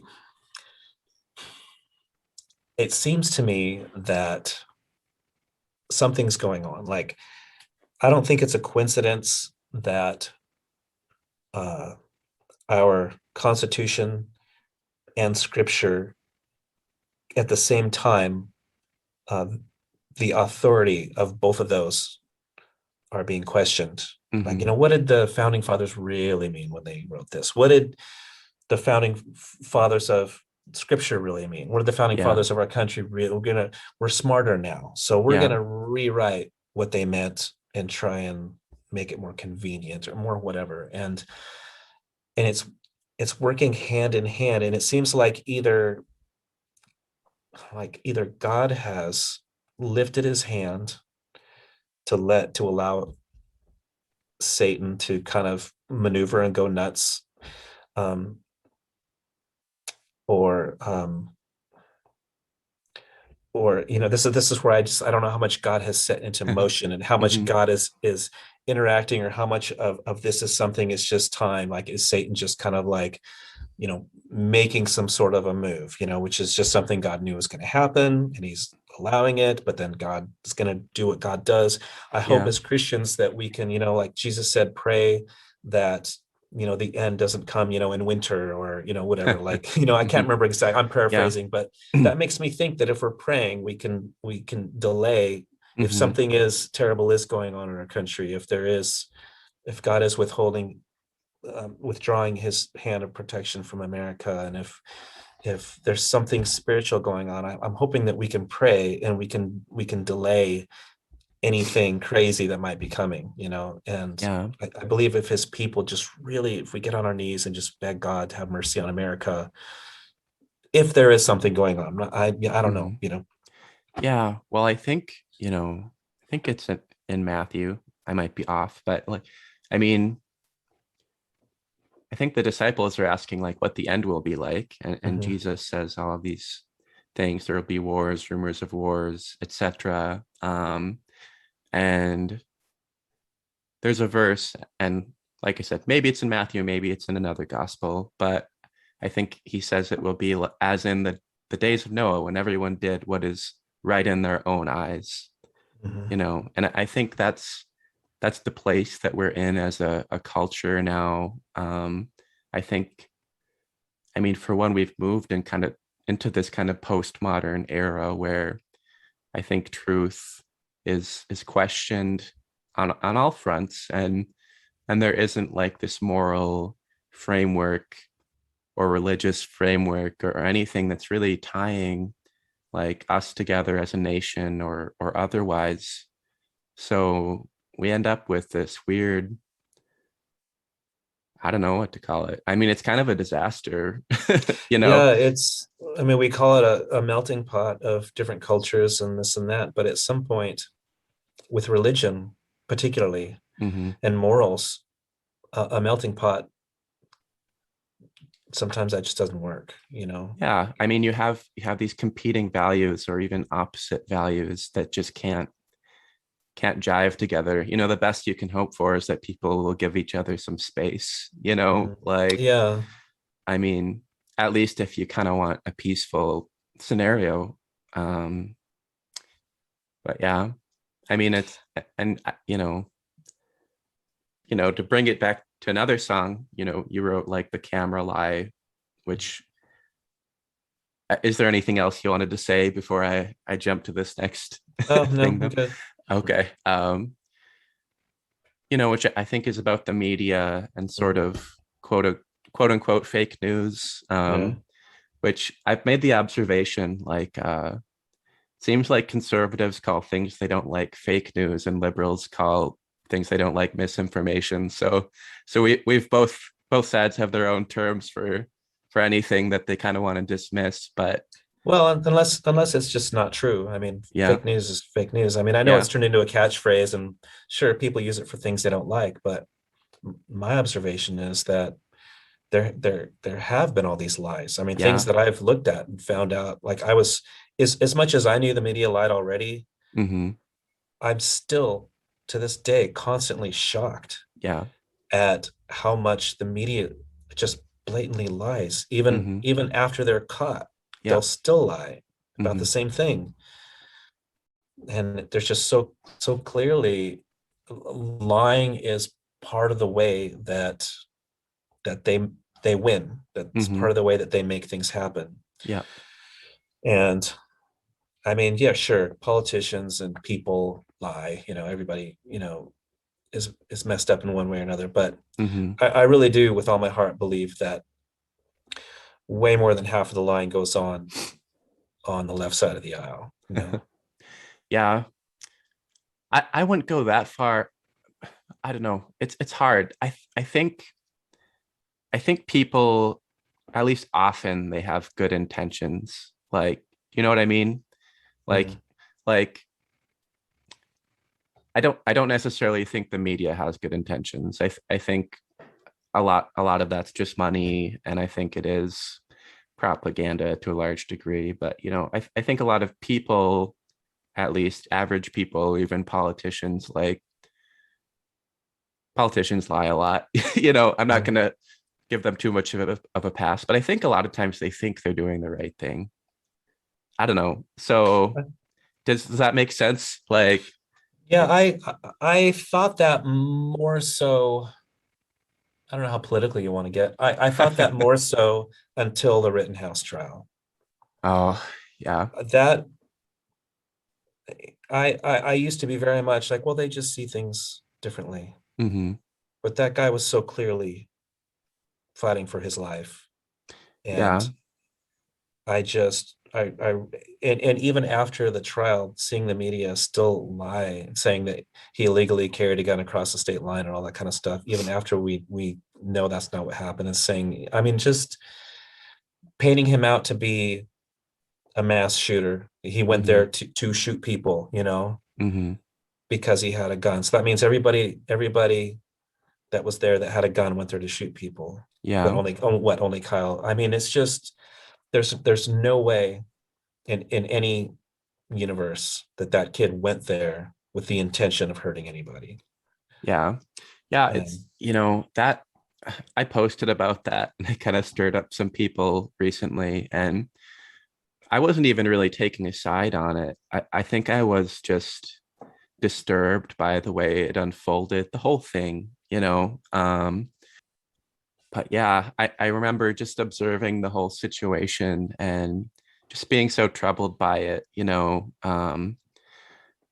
and kind of and seeing all this celebration after the trial was over, which I think was just so over politicized. Mhm. And both sides kind of had an agenda, to an extent. And like obviously there were well-intentioned people too. I think people just genuinely wanted justice. And like at the end, I think the justice system did its job, and they Mhm. made a just decision. It seems clear to me that he was defending himself and he wasn't out there trying to kill people. But then it's like if I take this kind of big picture view of the scenario, it's like we've got these violent riots going on in this city that shouldn't be going on.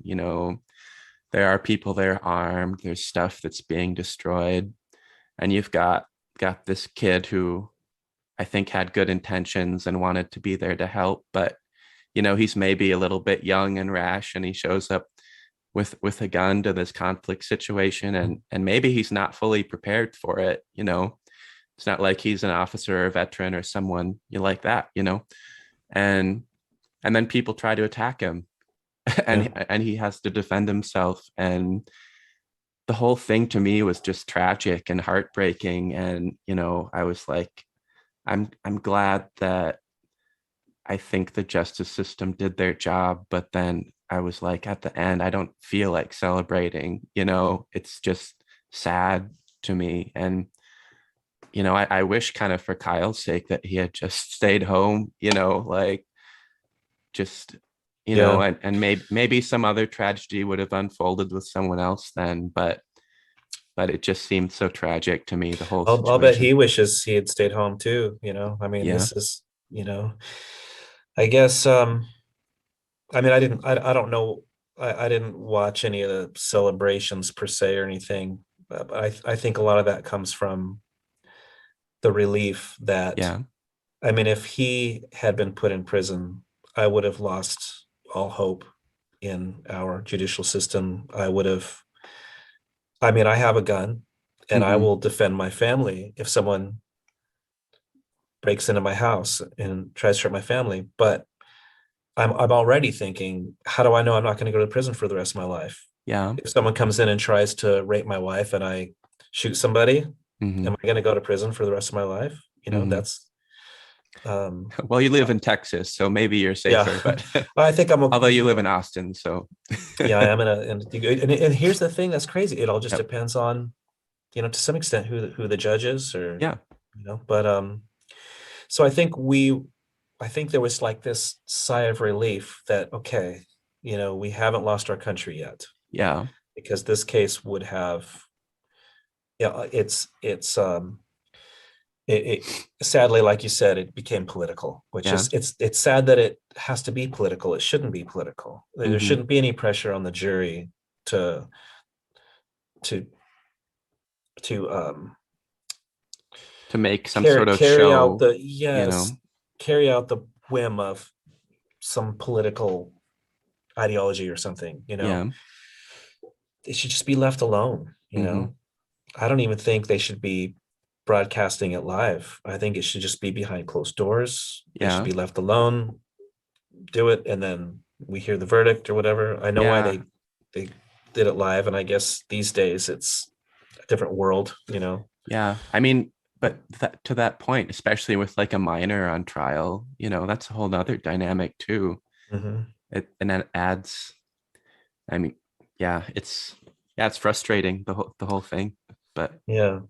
Yeah, when every part of our life has suddenly become political, it's hard to, it's kind of part of the new era. Like, well, I guess everything's political now. mhm, And it's for me, there's no more. I mean, I will always try to see the other side, yeah, but that trial really did change something in me, as far as thinking that we see things differently and everybody means well. I think I think some people are just evil and they want the world to yeah, burn. it's true. That's a Batman line too. Yeah. Different Batman, but Hmm. Alfred, I think, says that. Uh, and and sadly, I think those people are becoming more and more, yeah, and I think it's become contagious even. yeah. Well, so one of my favorite songs, um, maybe, yeah, I think God of Creation. Mm. I don't know. I This wrote is where the podcast will skip right to this, right? We'll be talking about skip right something to else, this. and Yeah, then suddenly we're here. skip the politics, get to the God of Creation. But Yeah. yeah, because let's see. Well, it talks about all these negative things. Talks about pain, hate, blame, rage, and um, you know, a sign and a banner to shatter lines we've drawn, a few angry fists on a list, and freedom is gone, and all this stuff. But then it's like I believe in the God of creation. I believe in the God above all the nations. The blood at Calvary paid a price for me. I will speak the truth and the light of salvation. So, and I think for that reason, that song was maybe my favorite on the album. I mean, I love it musically as well, but it's drawing attention to all of these, I don't know, all the suffering, all these things that cause suffering or that are evil, uh, things that we see in the world. But then it's like, but I believe in God, who's above all of this, Mhm. and who died for me, and then there's this hope, Mhm. which I think is the question that everybody is hopefully looking for in the midst of everything we see an unfolding, whether it's with politics or the media or all the things that distract us. It's like, where do I find something of substance, or where there's hope, Mhm. Yeah, I think when I wrote that, I was watching a demonstration. Um, I don't remember what demonstration it was, but I just remember all the screaming and the yelling and the I remember that it was just like there was so much.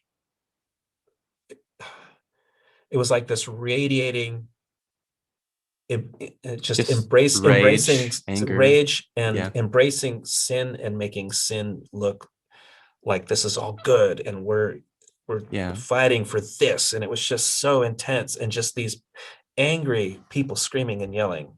It may have been a pro-choice rally. Hmm. In fact, I'm pretty sure that's what it was, now that I remember. And it's just made me think of just a lot of the other stuff that had been going on, and just in the midst of all this negativity and all of this pressure to stay silent. The Mm-hmm. pressure is enormous to just not get involved. Don't Yeah. speak your mind, just stay out of it and let the world do what it's going to do. To me, I Mm-hmm. think that's when you let others make decisions for you, for your future, for your kids' future. Yeah. But yeah, when it comes down to it, at the end of everything, there's God. Yeah. And people say, well, Jesus is a crutch, and I don't I used to look at that and think that that would be a bad thing. And I Uh-huh. realized, like, yeah, a crutch holds you up Yeah. when you're wounded or hurt. Yeah. Well, I heard that's where the band Thousand Foot Crutch got their name from, Oh, really? which made me like their name and stuff a lot Hmm. better. I was like, oh, that's kind of cool. But I didn't know that, but yeah. yeah. But yeah, so there's that piece at the end of the day. You can Mm-hmm. get caught up in this stuff, and you can get upset, and you can let it hurt you, and it can bring you down.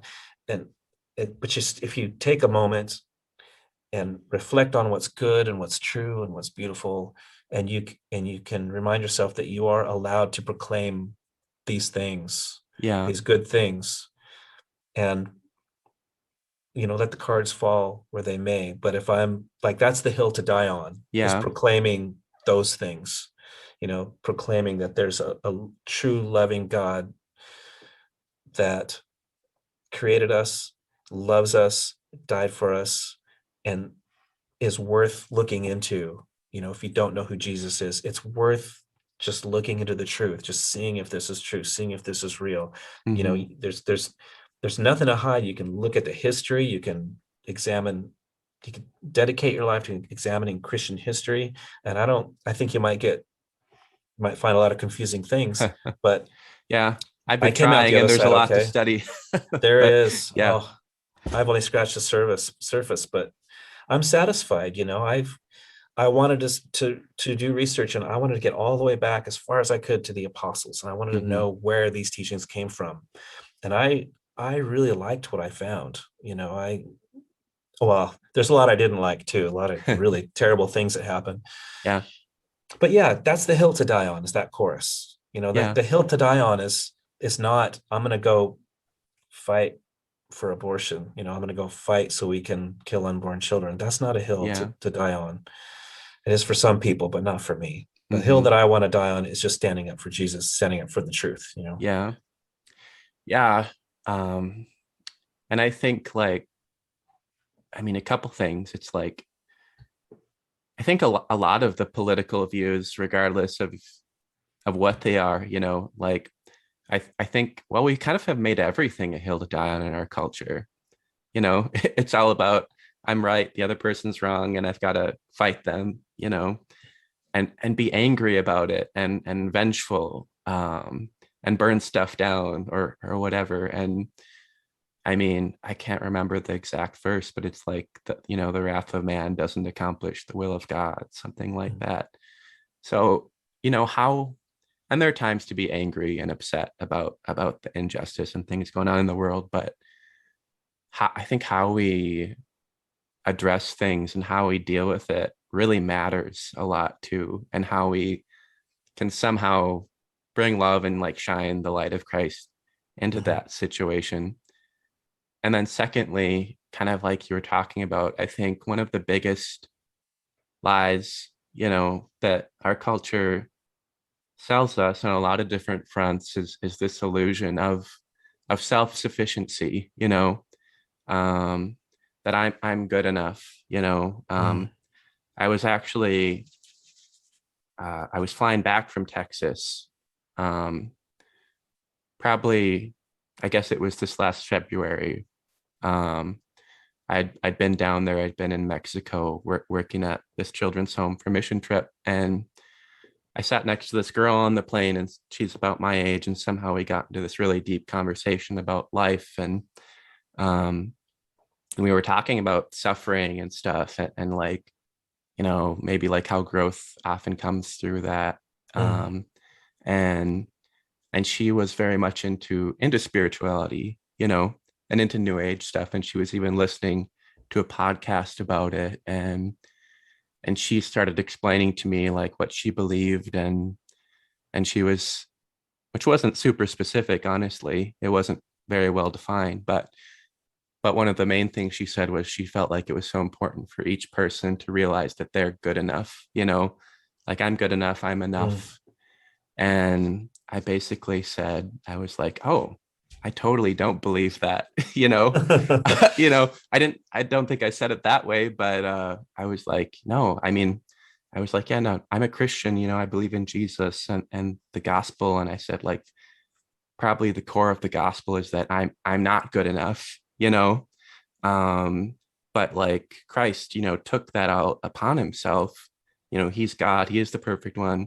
So I don't have to be, like there are things to strive for, but like ultimately when it comes down to it, it's about the fact that he's good enough and I'm not. So I don't have to worry about it, and that's part of the hope too, and that's like, I think something people need to hear, because if you're trying to find this goodness or this righteousness in yourself, or just fight for this cause, like I don't think I know you'll never be satisfied, because yeah. I still need to hear that. Like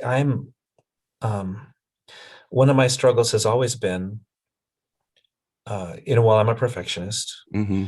and to the extreme, and I'm really, really down on myself if I fall short, in whether it's being a musician or being a dad or being a Christian or a husband.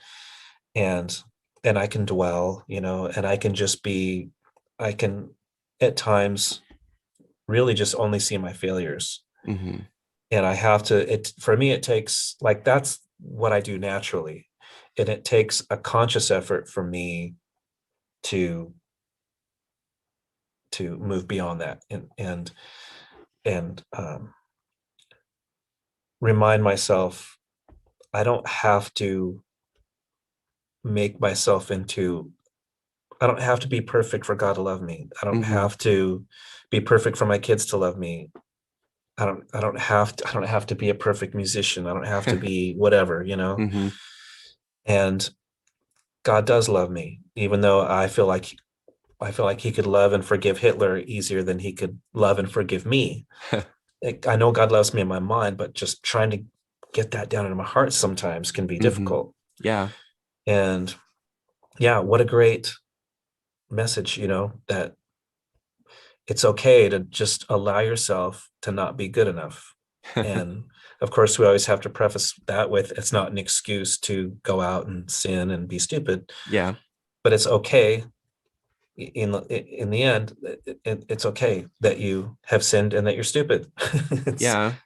Well, it's like, I mean, in John, I don't remember the passage, but basically says, don't sin, but if you do sin, there's grace, and it's this great thing, I mean, you look at John and man, he has some really challenging stuff. He's, Oh yeah. you know, you know, because he's saying all this stuff like, well, if you sin, if you do this, then you're of the devil, basically, stuff like that. And you're like, oh man.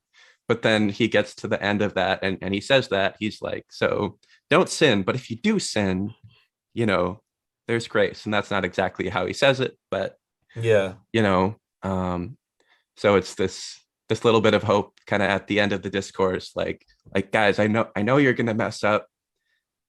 It's okay, just keep trying, to do the right thing and keep trusting God. Hey, I'm looking at my thing here. I have to pick up my daughter at Yeah. 8:30, so I got to leave here in about 10 minutes. So Yeah. Well, my wife is texting me asking how much longer I'm gonna be. So it's yeah, I feel like that's probably a good note to end the conversation on anyway. this is good. I wish we could go on. We're turning this into a Joe Rogan It is. 3 hour. It's pretty long. I don't know. We can chat sometime too, just for the heck Yeah. of it. But Yeah. in fact, I will be back in Texas again in February, and I might even be in Austin. So if you, Oh man, if you are, let's go have lunch or yeah, yeah, I really enjoy talking with you. yeah, I enjoyed it too. But yeah, I don't know. Do you have any other closing thoughts or things you'd like to add? If not, that's okay. I just always like to Um, ask, but no, okay. no, I appreciate these conversations. I like having intelligent conversation with somebody. I mean, you're obviously learned and you're smart. I mean, you Well, you thank have you. a lot to offer. And I'm glad that you're taking the time to do these podcasts. Well, thank you. I appreciate Hmm. that very much. Yeah. And yeah, it's been great. So thanks again for coming on. Sure, And my pleasure. thank you so much for listening to episode number 6 of the DeVaney Music Podcast. And thank you very much to Paul Roraback for taking the time to interview. Make sure to check out his new album with PJ Bostic titled Faith of Least Resistance, which you can find exclusively at pjbostic.com. That's pjbostic.com. Be sure to look up his music with Grammatrain as well, which you should be able to find anywhere that music is streamed or sold. You can also find both PJ Bostic and Grammatrain on Facebook, and you can also find Paul Roraback on Instagram. The intro track to this podcast was created by Barry Blair, the original guitarist of Audio Adrenaline. Barry has some great music up on Spotify, which is definitely worth checking out. This podcast was edited by the indomitable Chris Cooner. If you liked what you heard today, please feel free to follow the podcast on Facebook, Instagram, and Twitter, not to mention your favorite podcast app. Speaking of which, you can now find the DeVaney Music Podcast on Podchaser. Feel free to stop by, follow us, and leave a review. This podcast is also available on Anchor, Spotify, YouTube, Apple Music, Google Podcasts, Breaker, Pocket Casts, Podbean, Podcast Guru, and Radio Public. You may also subscribe via RSS at our Anchor site, anchor.fm/devmusicpod. No matter what you thought of today's podcast, we would greatly appreciate your feedback. If you have any thoughts, comments, or questions about today's episode or a previous episode, then please send us a message via social media or email. We are also open to suggestions about which artist to cover. You can email us at devaneyproductions@gmail.com. That's DEVANEY productions@gmail.com. I realize that in today's episode we talked about a few controversial topics. If you'd like more information or resources about the Enneagram or anything else mentioned in today's episode, or even if you would simply like to know my sources, then feel free to contact me about that as well. I may include a couple links in the show notes. Also, again, feel free to share your feedback, whether you agree or disagree, or you're uncertain about what was said today. Feel free to share your thoughts. I'd love to hear them. Thank you again for listening, and stay tuned for our next episode with Luke Easter.